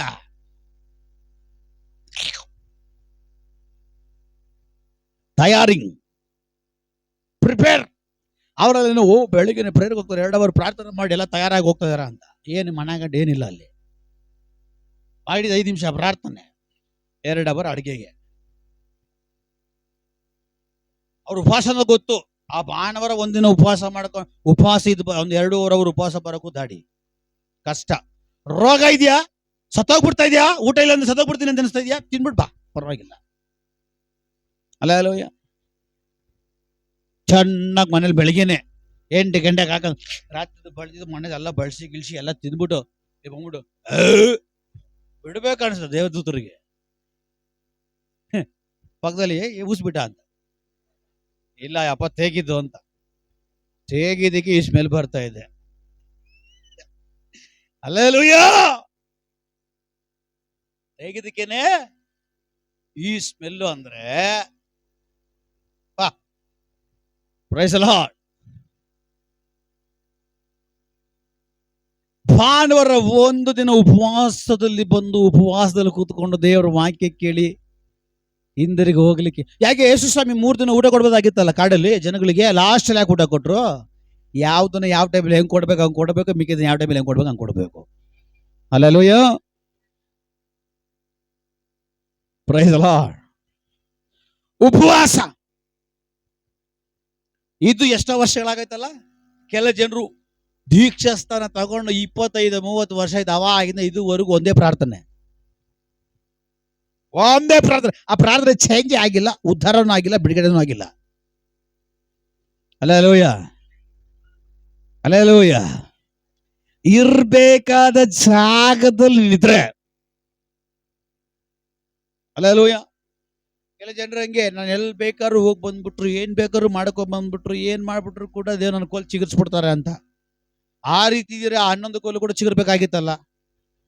ಯಾಕೆ 11 ಕೋಲ್ ಚಿಗುರಿಲ್ಲ? ದೇವ್ರು ಯಾವ ಕೋಲ್ನ ನೋಡಿ ಇಷ್ಟಪಟ್ಟು ಯಾವ ಕೋಲ್ನ ಒಪ್ಕೊಂಡು ಆ ಕೋಲ್ ಮಾತ್ರನೇ ಚಿಗುರು ಹೊಡೆದಿದ್ದು. ನಿನ್ನ ಜೀವಿತ, ನಿನ್ನ ಬದುಕು, ನಿನ್ನ ನಡೆ, ನಿನ್ನ ನುಡಿ, ನಿನ್ನ ಕಾರ್ಯಗಳನ್ನ ದೇವ್ರ ಮೆಚ್ಚಬೇಕು. ನೀನ್ ಕೊಡೋದನ್ನ ದೇವ್ರ ಮೆಚ್ಚಬೇಕು, ನೀನ್ ತಗೊಳ್ಳೋದನ್ನ ದೇವ್ರ ಮೆಚ್ಚಬೇಕು, ನೀನ್ ಹಾಕೊಳ್ಳೋದು ದೇವ್ರ ಮೆಚ್ಚಬೇಕು, ನೀನ್ ತಿನ್ನೋ ದೇವ್ರ ಮೆಚ್ಚಬೇಕು, ನೀನ್ ಒಂದೊಂದು ದಿನ ಜೀವಿಸೋದು ಕೂಡ ದೇವ್ರ ಮೆಚ್ಚಬೇಕು. ಆವಾಗ ಪ್ರತಿದಿನ ಒಂದೊಂದು ಚಿಗುರು ನಿನ್ನಲ್ಲಿ ಹೊಡಿಲಿಕ್ಕೆ ಸಾಧ್ಯ. ಪ್ರತಿದಿನ ನಿನ್ನಲ್ಲಿ ಚಿಗುರು ಹೊಡಿಲಿಕ್ಕೆ ಸಾಧ್ಯ. ಚಿಗುರು ಹೊಡೆದ ಮೇಲೆ ಹಾಗೆ ಇರ್ತೀಯ ನೀನು? ಇಲ್ಲ, ಮೊಗ್ಗು, ಹೂವು, ಕಾಯಿ, ಹಣ್ಣಾಗಿ ಮಾರ್ಪಡ್ತೀಯ. ಹಣ್ಣಾಗಿದ್ದಷ್ಟೇ ದೇವ್ರು ಬಿಟ್ಬಿಡ್ತಾರ? ಇಲ್ಲ, ನೀನು ಎಷ್ಟೇ ಚಿಗುರೊಡಿ, ಎಷ್ಟೇ ಮೊಗ್ಗು ಬಿಡು, ಎಷ್ಟೇ ಹೂವಾಗಿರು, ಎಷ್ಟೇ ಹಣ್ಣಾಗಿರು, ದೇವ್ರು ಮಾತ್ರ ನಿನ್ನ ಬಿಟ್ಟು ಕೊಡಲ್ಲ. ಅವನ ಗೂಡಾರದಲ್ಲಿ, ಅವನ ಸನ್ನಿಧಾನದಲ್ಲಿ. ಯಾಕೆಂದ್ರೆ ನೀನು ಇನ್ನ ಅನೇಕರಿಗೆ ಆಶೀರ್ವಾದವಾಗಿರ್ಬೇಕಂತೇಳಿ ಅವನ ಸನ್ನಿಧಾನದಲ್ಲಿ ನಿನ್ನ ಇಟ್ಕೊಳ್ಳುವಂತ ದೇವರು. ಹಲ್ಲೆಲೂಯ. ದೇವರಿಂದ ರಿಜೆಕ್ಟ್ ಮಾಡಲ್ಪಡುವಂತ 11 ಕೋಲಿಗೆ ಸಮಾನವಾಗಿ ನೀನು ಇರಬಾರ್ದು.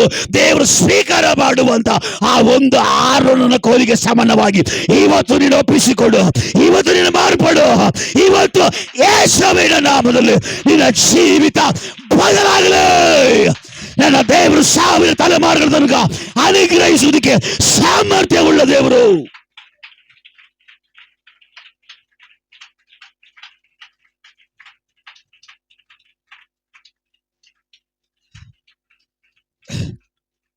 ಯಾರಿಂದಲೋ ನಿನ್ನ ಆಶೀರ್ವಾದ ಬಂದ್ಬಿಡ್ತದೆ. ಯಾರೋ ಪ್ರಾರ್ಥನೆ ಮಾಡಿದ್ರೆ ನಿನಗೆ ಬಿಡುಗಡೆ ಆಗ್ಬಿಡ್ತದೆ, ಯಾರೋ ಪ್ರಾರ್ಥನೆ ಮಾಡಿದ್ರೆ ನಿನಗೆ ಆಶೀರ್ವಾದ ಬಂದ್ಬಿಡ್ತದೆ. ಇಲ್ಲ ಇಲ್ಲ ಇಲ್ಲ ಇಲ್ಲ, ದೇವರು ಮೆಚ್ಚುವಂತ ಒಂದು ವ್ಯಕ್ತಿಯಾಗಿ, ದೇವರು ಒಪ್ಪುವಂತ ಒಂದು ವ್ಯಕ್ತಿಯಾಗಿ, ದೇವರು ಎದು ನೋಡುವಂತ ಒಂದು ಕುಟುಂಬವಾಗಿ ನಿಮ್ ದೇವರ ಸನ್ನಿಧಾನದಲ್ಲಿ ಕಾಣಲ್ಪಡುವಾಗ ನನ್ನ ದೇವರು ನಿನ್ನನ್ನ ಅವನ ಗೂಡಾರದಲ್ಲಿ ಇಡ್ತಾನೆ.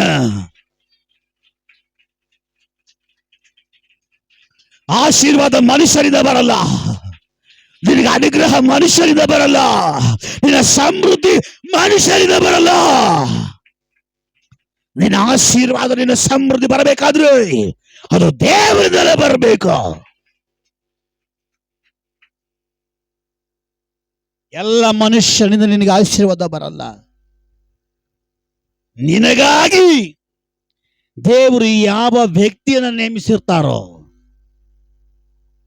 ಮನುಷ್ಯರ ದಯ ದೊರಕುವ ಹಾಗೆ ದೇವರು ಮಾಡಿರ್ತಾರೋ ಅಂತ ಮನುಷ್ಯನಿಂದ ಮಾತ್ರವೇ ನಿನಗೆ ಆಶೀರ್ವಾದ. ಎಲ್ಲ ಮನುಷ್ಯನಿಂದ ಆಶೀರ್ವಾದ ಬರಲ್ಲ. ಎಲ್ಲ ಮನುಷ್ಯನಿಂದ ನೀನು ಉನ್ನತಕ್ಕೆ ಬರ್ಲಿಕ್ಕೆ ಸಾಧ್ಯ ಇಲ್ಲ.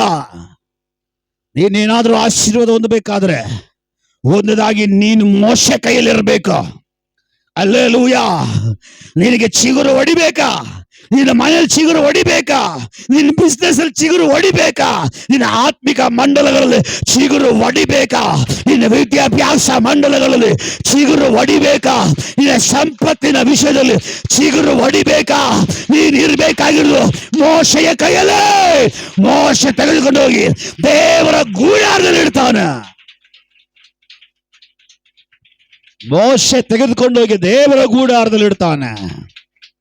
ದೇವರ ಗೂಡಾರದಲ್ಲಿ ಇಟ್ಟಿದ ತಕ್ಷಣ ನಿನಗೆ ಚಿಗುರು ಬರ್ತದ? ಖಂಡಿತವಾಗಲೂ ಇಲ್ಲ.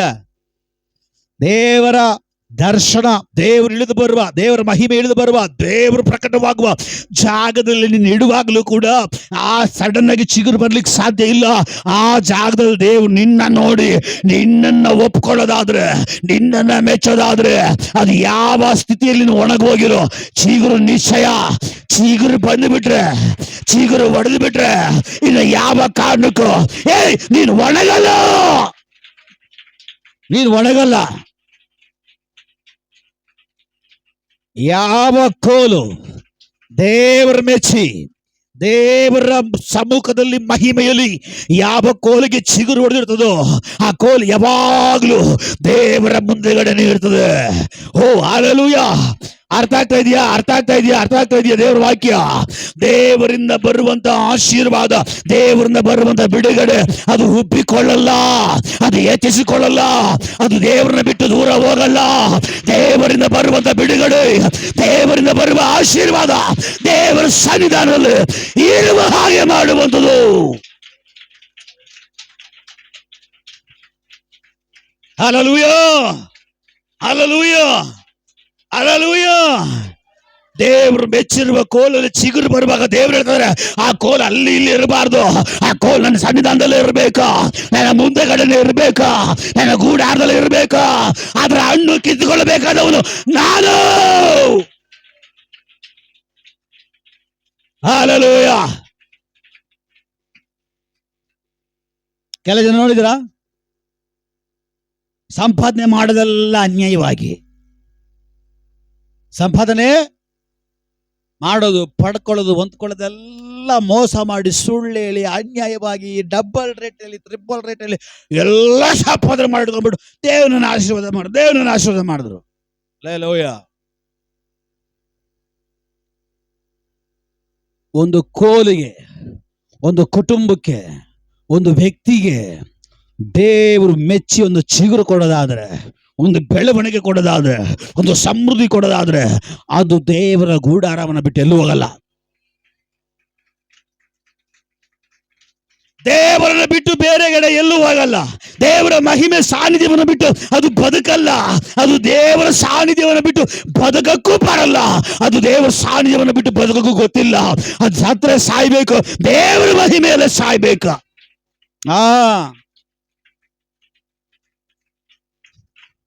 ಕೆಲ ಜನ ನೋಡಿದ್ರ, ಸ್ವಲ್ಪ ಆಶೀರ್ವಾದಷ್ಟು ದುರಂಕರ ಯಾವ ಲೆವೆಲಲ್ಲಿ ಇರ್ತದೆ ಅಂದ್ರೆ ಅವ್ರನ್ನ ಕೆಳಗಡೆ ಅಡಗಿಸ್ಲಿಕ್ಕೆ ಆಗಲ್ಲ. ಆ ಲೆವೆಲ್ ಬಂದ್ಬಿಡ್ತದೆ. ಇದೇ ನಿಗರ್ಕೊಂಡ್ಬಿಡ್ತದೆ ಗಂಡಸರದು. ಗುಂಡಿ ಎಲ್ಲ ಓಪನ್ ಆಗ್ಬಿಡ್ತದೆ. ಅವ್ರ ಮಾತುಗಳು ಚೇಂಜು, ಅವ್ರ ಕಣ್ಣು ಚೇಂಜ್, ಅವ್ರ ಉಬ್ಬು ಚೇಂಜು, ಅವ್ರ ಆಲೋಚನೆಗಳು ಚೇಂಜು, ಅವ್ರ ಮಾತುಗಳು ಚೇಂಜು, ಮೊತ್ತ ಎಲ್ಲ ಚೇಂಜು. ದೇವರಲ್ಲಿರಲ್ಲ, ಪ್ರಾರ್ಥನೆಯಲ್ಲಿರಲ್ಲ, ದೇವರ ಭಯ ಭಕ್ತಿಯಲ್ಲಿರಲ್ಲ, ದೇವರ ವಾಕ್ಯದಲ್ಲಿರಲ್ಲ. ಆದ್ರೂ ಕೂಡ ದೇವರು ಆಶೀರ್ವಾದ ಮಾಡಿದ್ರು. ದೇವ್ರ ಇದೆಲ್ಲ ಖಂಡಿತವಾಗ್ಲೂ ಹೇಳ್ತೀನಿ, 100% ಇದು ಸುಳ್ಳು.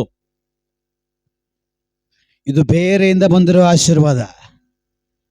ಬೇರೆಯಿಂದ ಬಂದಿರುವ ಆಶೀರ್ವಾದ ನಿಮಿತ್ತವಾಗಿ ಬೇರೆ ರೀತಿಯಲ್ಲಿ ಜೀವಿಸ್ತಾ ಇದೆ. ಬಟ್ ದೇವರಿಂದ ಬಂದಿರುವಂತ ಆಶೀರ್ವಾದವನ್ನು ಹೊಂದುವಂತ ವ್ಯಕ್ತಿ ಅವನು ಸಾಯೋವರೆಗೂ ದೇವರಲ್ಲೇ ಇರ್ತಾನೆ. ದೇವರು ಕೊಡುವಂತ ಸಂಪತ್ತು, ದೇವರು ಕೊಡುವಂತ ಐಶ್ವರ್ಯ, ದೇವರು ಕೊಡುವಂತ ಆಶೀರ್ವಾದ ಅದು ಯಾವತ್ತಿಗೆ ಆಗ್ಲಿ ದೇವರ ವಾಕ್ಯವನ್ನ ಮೀರಿ ನಡೆಯುವ ಹಾಗೆ ಮಾಡಲ್ಲ. ದೇವರ ಮಹಿಮೆಯನ್ನು ಬಿಟ್ಟು ಜೀವಿಸುವ ಹಾಗೆ ಮಾಡಲ್ಲ. ದೇವರ ಕೃಪೆಯನ್ನು ಬಿಟ್ಟು ಜೀವಿಸುವ ಹಾಗೆ ಅದು ಮಾಡಲ್ಲ. ದೇವರನ್ನ ಆಗಲಿಸಿ ಜೀವಿಸುವ ಹಾಗೆ ಆ ಆಶೀರ್ವಾದ ಮಾಡಲ್ಲ. ಸಾವಿರ ಅಲ್ಲ, ಕೋಟಿಗಟ್ಟಲೆ ಕೋಟಿ ಬಂದು ಸೇರಿದ್ರು ಕೂಡ ಅವನು ದೇವರ ಭಯಭಕ್ತಿಯಲ್ಲಿ, ದೇವರ ಪ್ರಮಾಣದಲ್ಲಿ, ದೇವರ ನಿಯಮದಲ್ಲಿ, ದೇವರ ಪರಿಶುದ್ಧತೆಯಲ್ಲಿ ಅವನು ನಿಲ್ಲುವನಾಗಿರ್ತಾನೆ. ಹಲ್ಲೆಲೂಯಾ. ಕೆಲ ಜನ ನೋಡಿದಿರಾ, 3 ಕಾಸು ಕೈಗೆ ಬರಂಗಿಲ್ಲ, 6 ಆಟಗಳು ಆಡ್ತಾರ. ಸ್ವಲ್ಪ ದಿನ ಮತ್ತೆ ತುಸ್ ಪಟಾಕಿ ನೋಡಿದಿರಾ, ಗಮನಿಸಿದಿರಾ? ಮತ್ತೆ ಡುಬುಕ್. ಹಲ್ಲೆಲೂಯಾ. ಸ್ಥಿರವಾಗಿ ನಿಲ್ಲಲ್ಲ, ಸ್ಥಿರವಾಗಿ ಇಟ್ಕೊಳ್ಳೋಕ್ಕೂ ಬರಲ್ಲ, ಸ್ಥಿರವಾಗೂ ನಿಲ್ಲೋದು ಇಲ್ಲ. ದೇವ್ರ ಕೆಲ ಜನರಿಗೆ ಕೊಟ್ಟು ನೋಡ್ತಾನೆ, ದೇವ್ರ ಕೆಲ ಜನರನ್ನ ಆಶೀರ್ವಾದ ಮಾಡಿ ನೋಡ್ತಾನೆ. ಈ ಆಶೀರ್ವಾದದಿಂದ ನನ್ನ ಹೊಗಳ್ತಾನೋ ತೆಗಳ್ತಾನೋ ಅಂತ ಕೂಡ ದೇವ್ರು ಟೆಸ್ಟ್ ಮಾಡ್ತಾರೆ. ನಮ್ಗೆ ಕೊಡೋ ಪ್ರತಿ ಒಂದೊಂದು ಆಶೀರ್ವಾದಗಳಲ್ಲಿ ದೇವ್ರು ಇದ್ಬಿಟ್ಟು ನೋಡ್ತಾನೆ, ಹೇಗೆ ನಡ್ಕೊಳ್ತಾರೆ, ಹೇಗೆ ಜೀವಿಸ್ತಾರೆ, ಹೇಗೆ ಮಾತು, ಹೇಗೆ ಬೇರೆಯವ್ರಿಗೆ ಸಹಾಯ ಮಾಡ್ತಾರೆ, ಹೇಗೆ ಇನ್ನೊಬ್ಬರನ್ನ ಆತ್ಕೊಳ್ತಾರೆ, ಹೇಗೆ ಇದನ್ನ ಮೈಂಟೈನ್ ಮಾಡ್ತಾನೆ, ಪ್ರತಿ ಒಂದು ದೇವ್ರು ಗಮನಿಸ್ತಾ ಇರ್ತಾರೆ. ಕೆಲ ಜನರು ಚಿಗುರು ಹೊಡೆದ ತಕ್ಷಣ ಏನೋ ಮರ ಆಗ್ಬಿಟ್ಟಂಗೆ ನೆನಪು, ಅವ್ರಿಗಿನ್ನ ಗೊತ್ತಿಲ್ಲ, ಇನ್ನ ಮೊಗ್ ಬಿಡಬೇಕು, ಹೂ ಬಿಡಬೇಕು, ಅದಿನ್ನ ಹಣ್ಣಾಗ್ಬೇಕು ಅಂತ. ಅದೆಲ್ಲ ಮರ್ತೋಗ್ಬಿಟ್ಟು ಚಿಗುರು ಬಂದಿದ ತಕ್ಷಣ ಹಿಡಿಯಕ್ಕಾಗಲ್ಲ. ನೋಡಿದ್ರೆ ಕೆಲ ಜನ ಹಾಸ್ಪಿಟಲ್ ಅಡ್ಮಿಟ್ ಮಾಡಿರ್ತಾರೆ. ಸ್ಟಾರ್ಟಿಂಗ್ ಅಲ್ಲಿ ಅಡ್ಮಿಟ್ ಮಾಡುವಾಗ ತಗೊಳ ತಿನ್ನ, ಕೈ ಬತ್ತಿಲ್ಲ ಮಮ್ಮಿ, ಕಾಲು ಬತ್ತಿಲ್ಲ ಪಪ್ಪ, ತಿನ್ಸ್ಬೇಕು, ತಿನ್ನೋದು, ಕುಡಿಯೋದು, ಹೇಗದು ಟ್ರೀಟ್ಮೆಂಟ್ ಮೇಲೆ ಟ್ರೀಟ್ಮೆಂಟ್ ನಡೀತಾ ಇದೆ.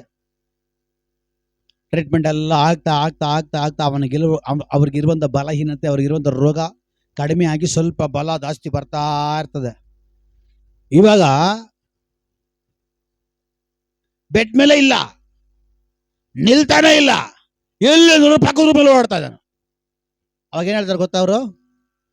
ಈ ನನ್ನ ಮಗ ಪೇಷಂಟ್ ಆಗಿರುವಾಗ ಜಾಗದಲ್ಲಿ ಸೈಲೆಂಟ್ ಆಗಿದ್ದ, ಚಿಗುರ್ಕೊಂಬಿಟ್ಟ. ಹೇಳ್ತಾರ ಇಲ್ವಾ? ಹೇಳಿದಾರ ಇಲ್ವಾ? ಪೇಷಂಟ್ ಆಗಿರೋವ್ರಿಗೂ ಒಂದ್ ಕಡೆ ಇವಾಗ ಹಿಡಿಯಕ್ಕೆ ಆಗ್ತಿಲ್ಲ ಡಾಕ್ಟರ್, ಒಂದೇ ಕಡೆಯಿಂದ ಒಂದು ಕಡೆಗೆ ಓಡ್ತಾನೆ ಡಾಕ್ಟರ್. ಯಾಕೆ? ನನ್ನ ಮಗ ಚಿಗುರ್ಕೊಂಬಿಟ್ಟವನೆ. ಹಲ್ಲೆಲೂಯಾ. ಕೆಲ ಜನರು ಹಾಗೆ ಸ್ವಲ್ಪ ಚಿಗುರು ಹೊಡೆದಷ್ಟು ಒಂದು ಕಡೆ ನಿಲ್ಲಲ್ಲ. ಮೀನು ನೋಡಿದ್ರಾ? ಮೀನ್ ಎತ್ತಿ ದಡಕ್ಕೆ ಬಿಟ್ಟರೆ ಮಾಡ್ತದೆ. ಆ ನೀರಲ್ಲಿದ್ದಾಗ ಅಷ್ಟು ಒದ್ದಾಡಲ್ಲ, ಅದನ್ನ ದಡಕ್ಕೆ ಎತ್ತಿ ಬಿಟ್ಟಿದ್ದಷ್ಟೇ ಓಡ್ ಒದ್ದಾಡ. ಅದೇನು ಗೊತ್ತಾ, ನಾನು ಬೇರೆ ಪ್ರಪಂಚಕ್ಕೆ ಬಂದ್ಬಿಟ್ಟಿದ್ದೀನಿ. ಮೀನು ಎತ್ತಿ ದಡಕ್ಕಾಗಿದ್ದಷ್ಟ ಅದು ಒದ್ದಾಡಿದ ಖುಷಿ, ನಾನು ಬೇರೆ ಪ್ರಪಂಚ. ಅದು ಗೊತ್ತಿಲ್ಲ, ಪ್ರಾಣ ಹೋಗ್ತದೆ ಮಗನ್ಗೆ ಅಂತೇಳಿ. ಹಲ್ಲೆಲೂಯಾ. ಕೆಲವು ಜನರಾಗಿ ಸ್ವಲ್ಪ ಚಿಗುರೊಡಗಿಲ್ಲ, ಹಿಡಿಯಕ್ಕಾಗಲ್ಲ. ಅವ್ರ ಕಾಲು ಭೂಮಿ ಮೇಲೆ ಇರಲ್ಲ, ಫ್ಲೈಟ್ ಮೇಲೆ ಇರ್ತದೆ, ಗಾಳಿಲಿ ತೇಲ್ತಾ ಇರ್ತದೆ. ದೇವ್ರು ಹೇಳ್ತಾರೆ, ನಾನು ನಿನಗೆ ಚಿಗುರು ಕೊಟ್ಟು ಮಾಟು ಮಾನ ಮಾಡಿ ಬಂದು ಇಲ್ಲಿಡು. ಮೋಶಕ್ಕೆ ದೇವ್ರ ಆ ಕೋಲ್ ತಗೊಂಬಂದು ಇಲ್ಲಿಡು, ನಾನು ಆಶೀರ್ವಾದ ಮಾಡಿರೋದು. ಒಳಗೆ ಹೋಗಿರೋ ಕೋಲು ಜೀವ ಕೊಟ್ಟಿದ್ದಾನೋ, ಒಳಗೆ ಹೋಗಿರೋ ಕೋಲಲ್ಲಿ ಚಿಗುರು ಕೊಟ್ಟಿದ್ದಾನೋ. ಆ ಕೋಲ್ ತಂದು ಇಲ್ಲಿಡು. ಮೋಶೆ ಮತ್ತೆ ಆ ಕೋಲ್ ತಗೊಂಡೋಗ್ಬಿಟ್ಟು ದೇವ್ರ ಗುಡಾರದಲ್ಲಿಟ್ಟ. ಒಂದು ವೇಳೆ ಲೇವಿ ಕುಳಿದವ್ರೆ, ಇಲ್ಲ ಅದ್ಭುತದ ಕೋಲು, ಒಂದು ಮ್ಯೂಸಿಯಂ ಸ್ಟಾರ್ಟ್ ಮಾಡ್ಬಿಡೋಣ ಅಂತ ಹೇಳಿ ತಗೊಂಡ್ಬಿಟ್ಟಿದ್ರೆ ಆ ಚಿಗುರಿಗೆ ಲಾಸ್ಟ್ ಆಗ್ಬಿಡೋದು, ಆ ಚಿಗುರಿಗೆ ಕೊನೆ ಆಗ್ಬಿಡೋದು.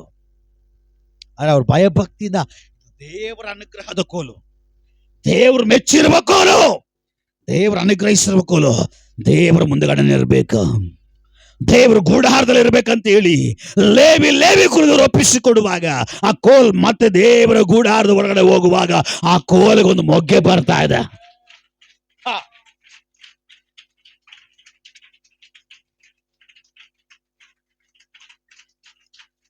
ಆ ಕೋಲಿಗೆ ಮೊಗ್ಗೆ ಬರ್ತಾ ಇದೆ, ಆ ಮಗು ಹೂವು ಅರಳ್ತಾ ಇದೆ, ಆಮೇಲೆ ಅದು ಹಣ್ಣಾಗಿ ಮಾರ್ಪಡ್ತಾ ಇದೆ. ಏನೋ ಒಂದು ಸ್ವಲ್ಪ ಆಶೀರ್ವಾದ ಬಂದಿದೆ, ದೇವ್ರು ಮರಿಬೇಡ್ರಿ, ಅದು ನಿಮ್ಮ ನಾಶನಕ್ಕೆ ಕಾರಣವಾಗ್ತದೆ. ಕೆಲ ಜನ ನೋಡಿದ್ದೀರಾ, ಆಸ್ತಿ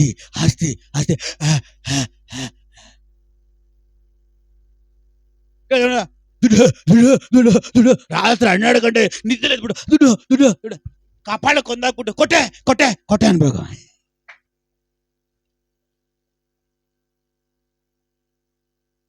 ಆ ಏಟ್ ತಗೊಂಡೆ ತಗೊಂಡೆ ತಗೊಂಡೆ ಮಲ್ಕೊಂಡ್ಬಿಡ್ಬೇಕು ಅವ್ರ ಹಂಗೆ. ಅಲ್ಲೂಯ ನೋಡಿ ಕೆಲಸ ನೋಡಿದ್ರ, ಬಾಯ್ ಬಿಟ್ರೆ ದುಡ್ಡು, ಬಾಯ್ ಬಿಟ್ರೆ ದುಡ್ಡು, ತಿಂದಿಲ್ವಾ, ಬಟ್ಟೆ ಹಾಕೊಂಡ ಇಲ್ಲ, ಏನು ದುಡ್ಡು ದುಡ್ಡು ದುಡ್ಡು ದುಡ್ಡು.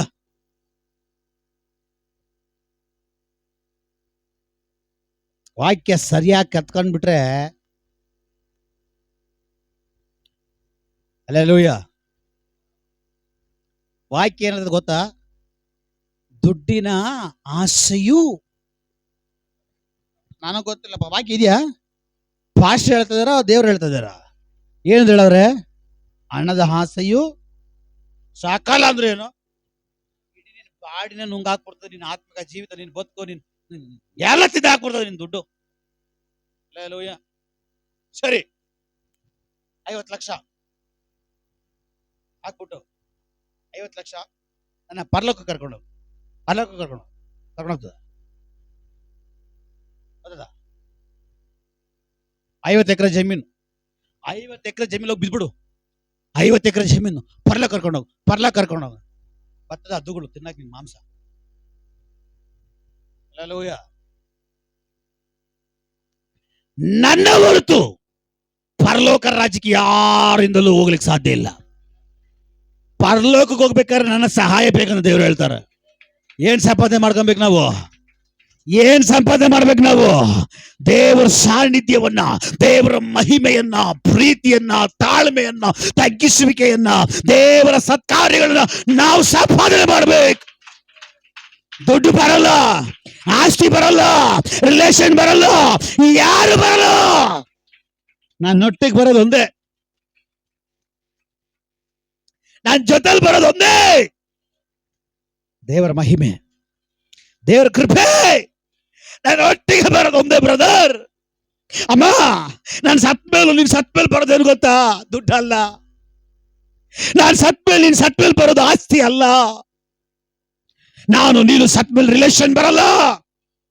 ಎಲ್ಲಿವರೆಗೂ ಬರ್ತಾರೆ ಗೊತ್ತಾ, ನೀನ್ ಸಮಾಧಿಗೆ ನೀನ್ ಎದೆ ಮೇಲೆ ಮಣ್ಣು ಹಾಕೋರ್ಗು ಮಾತ್ರ ಬರ್ತಾರ. ನೀನು ಎದೆ ಮೇಲೆ ಮಣ್ಣು ಹಾಕ್ಮೇಲೆ ರೈಟ್ ಅಬೌಟ್ 10 ಅಂತ ಹೇಳಿ ಹೋಗ್ತಾ ಇರ್ತಾರ.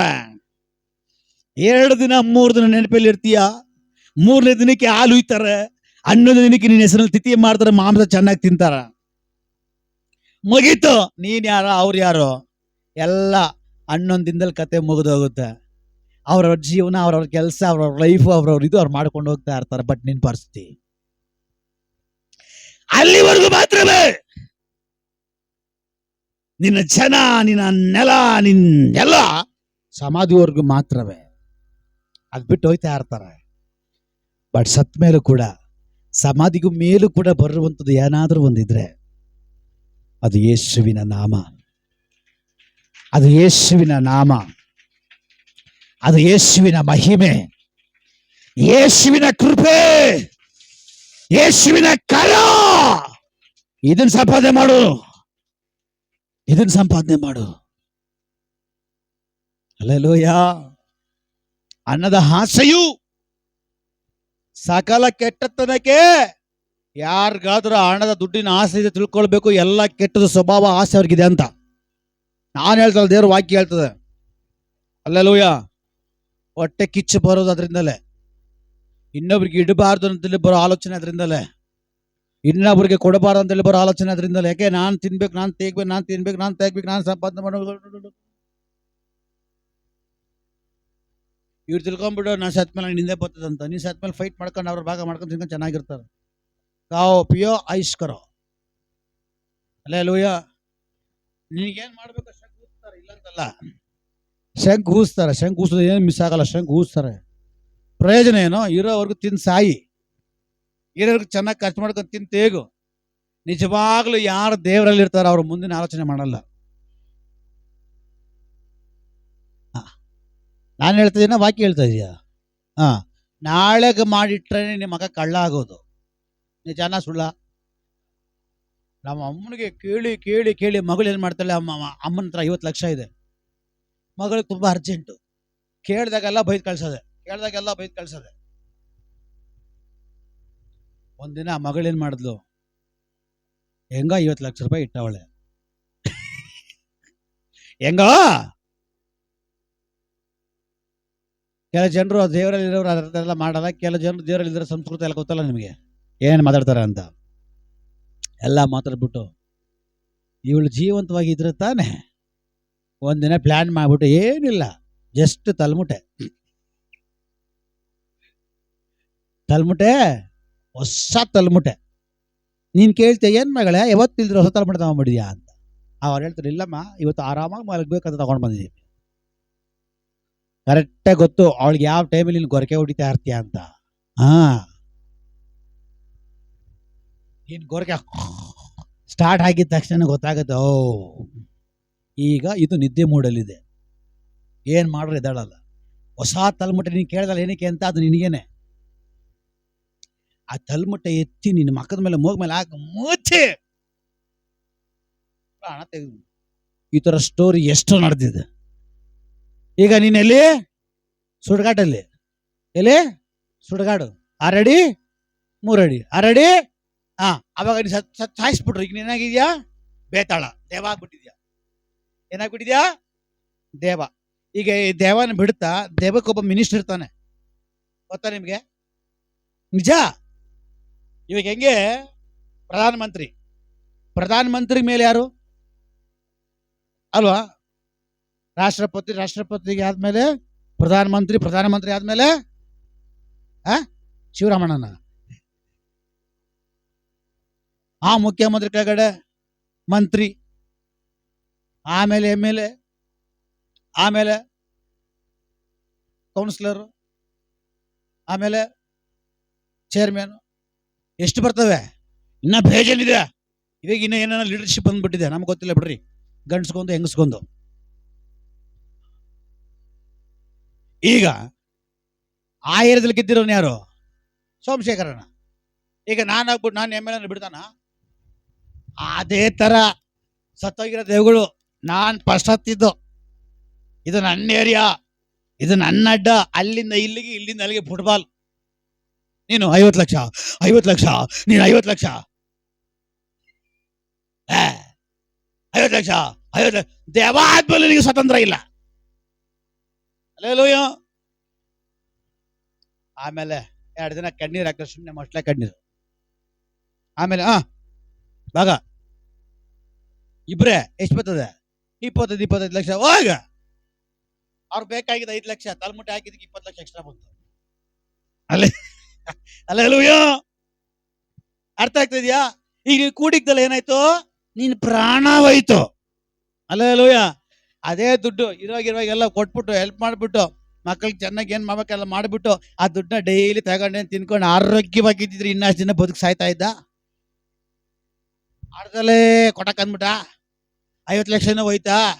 ನೀನ್ ದುಡ್ದಿದ್ ವೇಸ್ಟಾ, ನಿನ್ ಆರೋಗ್ಯ ವೇಸ್ಟಾ, ಎಲ್ಲ ವೇಸ್ಟಾ, ನೀನೇ ವೇಸ್ಟು, ಏನಕ್ಕೂ ಪ್ರಯೋಜನ ಇಲ್ಲ. ಅಲ್ಲೇಲೂಯ. ನನ್ನ ವಿಷಯ ಅದಲ್ಲ ಬಿಡಿ. ಅಲ್ಲೇಲೂಯ. ಏನು ಆ ಕಡೆ ಓಡ್ತು, ದೇವರಾತ್ಮ ಆ ಕಡೆ ಕರ್ಕೊಂಡೋದ್ರು. ಅಲ್ಲೇಲೂಯ. ಸುಮ್ಮನೆ ನಾವೆಲ್ಲ ಹೋಗಕ್ಕಾಗಲ್ಲ, ದೇವರಾತ್ಮ ಕರ್ಕೊಂಡೋದ್ರೆ ಹೋಗ್ಲಿಕ್ಕೆ ಸಾಧ್ಯ. Praise the Lord. ಏನು ಬರಲ್ಲ. ದುಡ್ಡಿನ ಆಸೆ ಸಕಲ ಕೆಟ್ಟತನಕ್ಕೆ ಮೂಲ ಅಂತ. ದುಡ್ಡಿನ ಆಸೆ ಯಾರಾದ್ರೂ ಒಳಗಡೆ ಇದ್ರೆ ತೆಗೆದು ಬಿಸಾಕ್ಬಿಟ್ಟು ಹೋಗ್ಬೇಕು ನೀವು. ಎಲ್ಲ ತೆಗೆದು ದೇವ್ರ ಮುಂದೆ ಕಸಂದ್ಬಿಟ್ಟು ಬಿಸಾಕ್ಬಿಟ್ಟು ಹೋಗ್ಬೇಕು ನೀವು. ಅಲ್ಲೇಲೂಯ. ಆ ರೀತಿ ನೀನ್ ಬಿಸಾಕ್ಬಿಟ್ಟು ಹೋದ್ರೆ ನೀನ್ ಸಾಯೋವರೆಗೂ ಆರೋಗ್ಯವಾಗಿರ್ತೀಯ. ಎರಡನೇದಾಗಿ ನಿನ್ನ 1000 ತಲೆಮಾರುಗಳನ್ನ ದೇವ್ರ ಆಶೀರ್ವಾದ ಮಾಡ್ತಾರ. ಅಷ್ಟೇ.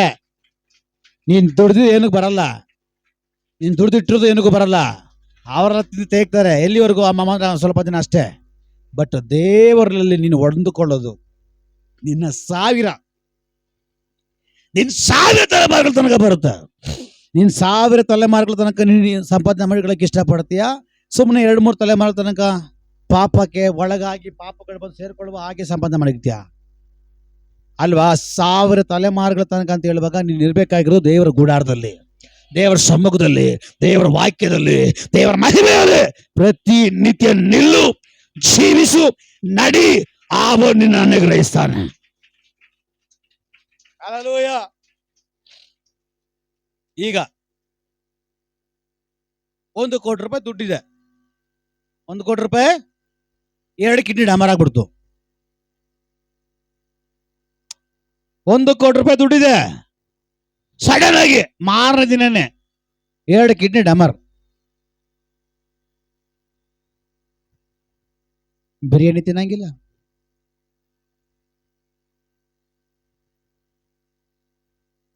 ಬಿರಿಯಾನಿ ತಿನ್ನಂಗಿಲ್ಲ, ಕುಷ್ಕ ತಿನ್ನಂಗಿಲ್ಲ, ನೀರು ಕುಡಿಯಂಗಿಲ್ಲ, ಸ್ವೀಟ್ ತಿನ್ನಂಗಿಲ್ಲ, ಏನೂ ಇಲ್ಲ. ಡಾಕ್ಟರ್ ಹೇಳ್ತಾನೆ ನಿನ್ನ ತಲೆ ಬರ ಎಷ್ಟು ತಿನ್ಬೇಕು ಎಷ್ಟು ಕುಡಿಬೇಕು ಅಂತ. ಮತ್ತೆ ಅಷ್ಟು ದುಡ್ಡು ಇಟ್ಕೊಂಡು ಏನು ಪ್ರಶ್ನ? ಕಿಡ್ನಿ ಆರೋಗ್ಯವಾಗಿದೆಯಾ? ಹೃದಯ ಆರೋಗ್ಯವಾಗಿದೆಯಾ? ಕಣ್ಣು ಆರೋಗ್ಯವಾಗಿದೆಯಾ? ಆತನು ಕೊಟ್ಟರು ಭಿಕ್ಷೆ. ಎಷ್ಟು ಕೋಟಿ ಕೊಟ್ಟರು ಕೂಡ ನಿನಗೆ ಕಿಡ್ನಿ ಬರಕ್ಕೆ ಸಾಧ್ಯ ಇಲ್ಲ. ಎಷ್ಟು ಕೋಟಿ ಕೊಟ್ಟರು ಕೂಡ ಹೋಗಿರೋ ಕಣ್ಣು ಮತ್ತೆ ಬರ್ಲಿಕ್ಕೆ ಸಾಧ್ಯ ಇಲ್ಲ. ಎಷ್ಟು ಕೋಟಿ ಕೊಟ್ಟರು ಕೂಡ ನಿನ್ನ ನರಗಳು ಮತ್ತೆ ಸರಿ ಹೋಗಲ್ಲ. ಎಲ್ಲವನ್ನ ಕಾದು ಕಣ್ಮರೆಟ್ಟು ಕಾಪಾಡಿ ನಡೆಸ್ತಾ ಇದ್ದಾನೆ ಅಂದ್ರೆ ನೀನ್ ಇರಬೇಕಾಗಿರೋದು ಲೋಕದ ಚಿಂತೆಯಲ್ಲ, ಲೋಕದ ಆಸೆಯಲ್ಲ, ಲೋಕದ ಕಾರ್ಯಗಳಲ್ಲ. ನೀನ್ ಇರಬೇಕಾಗಿರೋದು ದೇವರ ಆಲೋಚನೆ ಒಳಗಡೆ.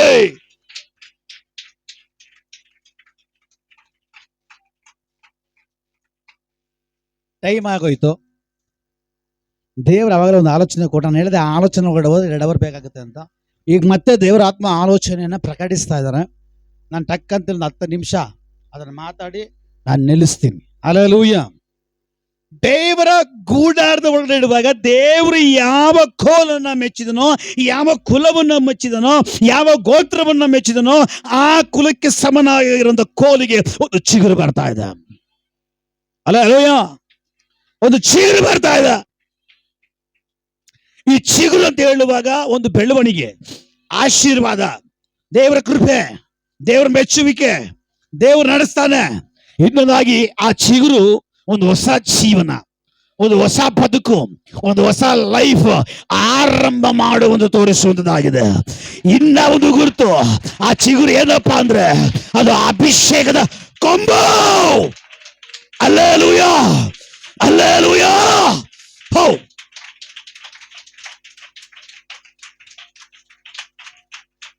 ಇದೆಲ್ಲ ಮಾತಾಡಕ್ಕೆ 10 ಅವರ್ ಬೇಕು ನನಗೆ. ಹಲ್ಲೆಲೂಯಾ. ಈ ಚಿಗುರು ಒಂದು ಹೊಸ ಲೈಫ್, ನಿನ್ನ ಬದುಕು, ನಿನ್ನ ಜೀವನವನ್ನ ಕಟ್ಟಿಕೊಳ್ಳುವಂಥದ್ದು, ಬೆಳೆಸುವಂಥದ್ದು, ಎತ್ತಿ ನಿಲ್ಲಿಸುವಂಥದ್ದಾಗಿದೆ ಇದು ಚಿಗುರು. ಯಾರ ಜೀವನದಲ್ಲಿ, ಯಾರ ಬದುಕಲ್ಲಿ, ಯಾರ ಲೈಫಲ್ಲಿ ಇವತ್ತು ಚಿಗುರು ಹೊಡಿಬೇಕು, ಯೇಸುವಿನ ನಾಮದ ಅಧಿಕಾರದಲ್ಲಿ ಹೊಡಿದ ಚಿಗುರು.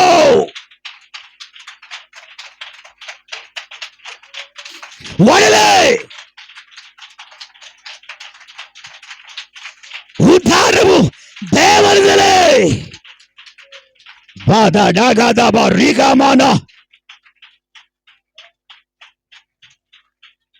ನಿನ್ನ ಒಂದು ಹೊಸ ಲೈಫ್ ಪ್ರಾರಂಭ ಆಗ್ಬೇಕಾ? ನಿನ್ನ ಒಂದು ಹೊಸ ಜೀವಿತ ಆರಂಭ ಆಗ್ಬೇಕಾ? ನಿನ್ನ ಎಲ್ಲ ವಿಷಯಗಳಲ್ಲಿ ಒಂದು ಹೊಸ ಆರಂಭ ಆಗ್ಬೇಕಾ? ದೇವರು ಮೆಚ್ಚುವ ಕೋಲಾಗಿ, ವ್ಯಕ್ತಿಯಾಗಿ, ಮನುಷ್ಯನಾಗಿ ಮಾರ್ಪಡು.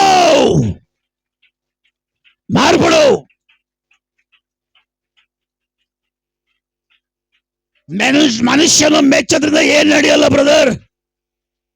ಮನುಷ್ಯನನ್ನು ಮೆಚ್ಚಿದ್ರಿಂದ ಏನಾಗಲ್ಲ ಸಿಸ್ಟರ್.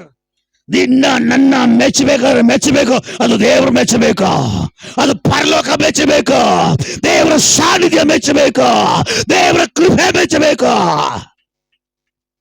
ಹಲ್ಲೆಲೂಯಾ. ಮನುಷ್ಯನ ಮೆಚ್ಚಿದ್ರೆ ಏನ್ ನಡೆಯಲ್ಲ. ಇವತ್ತು ಮೆಚ್ಚಿದವನ್ ನಾಳೆ ತೆಗಲ್ತಾನೆ, ಇವತ್ತು ಹೊಗಳ್ದವನೇ ನಾಳೆ, ಇವತ್ತು ಬೆಳಿ ಅಂತ ಹೇಳಿದ ನಾಳೆ ಕಾಲಿಡಿದು ಎಳಿತಾನೆ. ಬಟ್ ದೇವ್ರು ಹಂಗಲ್ಲ. ದೇವ್ರು ಹೇಳ್ತಾರೆ ನನ್ನ ಮಕ್ಕಳು ನನಗಿಂತ ಮೇಲೆ ಬೆಳಿಬೇಕು. ಯಾರು ಹೇಳ್ತಾರೆ? ದೇವ್ರು ಹೇಳ್ತಾರೆ, ನಮ್ಮ ಅಪ್ಪ ಹೇಳ್ತಾನೆ, ಯೇಸು ವಾಕ್ಯದಲ್ಲಿ ಹೇಳ್ತಾರೆ, ನನ್ನನ್ನು ನಂಬೋರು ನನಗಿಂತಲೂ ಅಧಿಕವಾದ ಕಾರ್ಯಗಳು ಮಾಡ್ತಾರೆ. ನನಗಿಂತಲೂ ಅಧಿಕವಾಗಿ ನೀವು ಬೆಳಿಬೇಕು.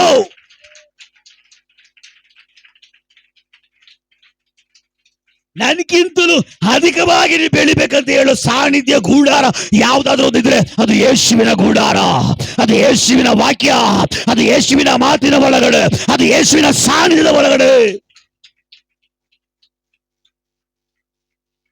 Praise the Lord. ಚಿಗುರು ಅನೇಕಕ್ಕೆ ಹೋಲಿಕೆ ಆಗಿದೆ. ನೋಹ ಪಾರಿವಾಳವನ್ನು ಆರಿಸ್ತಾನೆ. ನನ್ನ ದೇವರು ಲೋಕವನ್ನೆಲ್ಲ ಅಂತ್ಯ ಮಾಡಿಬಿಟ್ಟಿದ್ದ. 40 ದಿವಸ ಆಗಲು ಇರಲು ರಾತ್ರಿ ಬೆಳಗ್ಗೆ 24 ಗಂಟೆಯ ಮಳೆ ಭಯಂಕರವಾಗಿ ಬಡ್ದಿತ್ತು. ಈ ಪ್ರಪಂಚದಲ್ಲಿ ಇಡೀ ಯಾವ ಬೆಟ್ಟ ಎತ್ತರವಾಗಿದೆಯೋ ಆ ಬೆಟ್ಟಕ್ಕಿಂತಲೂ 15 ಮೊಳ ಎತ್ತರದಲ್ಲಿ ನೀರು ತುಂಬಿಕೊಂಡಿತ್ತು. ನೋಹನ ಕುಟುಂಬ ನಾವೇ ಮಾತ್ರ ಬಿಟ್ಟು ಮಿಕ್ಕಿದೆಲ್ಲವೂ ನಾಶವಾಗಿ ಹೋಗಿತ್ತು. ದೇವರು ಗಾಳಿಯನ್ನು ಕಳಿಸಿ ಸ್ವಲ್ಪ ಸ್ವಲ್ಪ ಸ್ವಲ್ಪ ಸ್ವಲ್ಪ ನೀರನ್ನೆಲ್ಲ ಖಾಲಿ ಮಾಡಿ ಮಾಡಿ ಒಣಗಿಸಿ ಕೆಲವು ದಿವಸಗಳು ಆದು ಹೋಯ್ತು. ಈಗ ನೋಹ ಹೊರಗಡೆ ಬರ್ಬೇಕಲ್ಲ, ಹೊರಗಡೆ ನಿಂತ್ರೆ ಆಗ್ತದಾ? ಆಗಲ್ಲ. ಹೊರಗಡೆ ಬರ್ಬೇಕು. ಹೊರಗಡೆ ಬರ್ಬೇಕಾದ್ರೆ ನೀರು ಒಣಗಿದೆಯೋ ಇಲ್ವೋ, ನೀರು ಇನ್ನೂ ಇದೆಯೋ ಇಲ್ವೋ ನೋಡ್ಬೇಕಲ್ಲ. ಫಸ್ಟ್ ಕಾಗೆನ್ ಬಿಟ್ಟ, ಕಾಗೆ ಬಂದ್ಬಿಡ್ತು. ಆಮೇಲೆ ಪಾರಿವಾಳನ ಬಿಟ್ಟ, ಪಾರಿವಾಳನ ಬಂದ್ಬಿಡ್ತು. ಯಾಕಂದ್ರೆ ಕುತ್ಕೊಳ್ಳೋಕೆ ಸ್ಥಳ ಇಲ್ಲ, ಇನ್ನ ನೀರಿದೆ ಕುತ್ಕೊಳ್ಳೋಕೆ ಎಲ್ಲೂ ಜಾಗ, ಅದಕ್ಕೆ ಬಂದ್ಬಿಡ್ತು. ಕೊನೆಯದಾಗಿ ಪಾರಿವಾಳವನ್ನು ಬಿಡ್ತಾನೆ. ಆ ಪಾರಿವಾಳವು ಕೂಡ ಹೋಗಿ ಮತ್ತೆ ಬಂದ್ಬಿಡುತ್ತೆ. 2ನೇ ಸಾರಿ ಅದೇ ಪಾರಿವಾಳವನ್ನು ಏನ್ ಮಾಡ್ತಾನೆ, 3ನೇ ಸಾರಿ ಮತ್ತೆ ಆ ಪಾರಿವಾಳನ ಆರಿಸ್ತಾನೆ. ವಾಕ್ಯ ಸ್ಪಷ್ಟವಾಗಿ ಹೇಳ್ತದೆ, ಆ ಪಾರಿವಾಳ ಹಿಂದಿರುಗಿ ಬರುವಾಗ ಆ ಪಾರಿವಾಳದ ಬಾಯಲ್ಲಿ ಎಣ್ಣೆ ಮರದ ಚಿಗುರಿತಂತೆ. ನನ್ನ ಬದುಕು, ನನ್ನ ಜೀವನ, ನನ್ನ ಲೈಫ್ ಮುಗಿದೋಗಿದೆ ಅಂತ ಹೇಳಿ ಯಾರಾದ್ರೂ ಇಲ್ಲಿ ಬಂದಿದ್ರೆ ಇವತ್ತು ಅವರ ಬದುಕಲ್ಲಿ ಒಂದು ಚಿಗುರು ನೋಡುವಂತೆ, ಅವರ ಲೈಫ್ ಅಲ್ಲಿ ಒಂದು ಚಿಗುರು ಕಾಣುವಂತೆ ದೇವರ ಆತ್ಮನ ಕಾರ್ಯ ಇದು ನಡೆಯಲೇ. Hallelujah, hallelujah, hallelujah. ಪಾರಿವಾಳ ಹಾರ್ಕೊಂಡು ಬರ್ತಾ ಇದೆ. ಪಾರಿವಾಳ ಹಾರ್ಕೊಂಡು ಬರುವಾಗ ನೋಹ ಪಾರಿವಾಳವನ್ನು ನೋಡ್ತಾ ಇದ್ದಾನೆ. ಈಗ ಪಾರಿವಾಳದ ಬಾಯಲ್ಲಿ ಒಂದು ಹೊಸ ಎಣ್ಣೆ ಮರದ ಚಿಗುರು. ಹೊಸ ಆರಂಭ, ಹೊಸ ಕಾಲ, ಹೊಸ ಸೃಷ್ಟಿ, ಹೊಸ ಕ್ರಿಯೆ, ಹೊಸ ಉತ್ಪತ್ತಿ. ಯಾರಿಗಾಗಿ? ಅದು ನೋಹನಿಗಾಗಿ.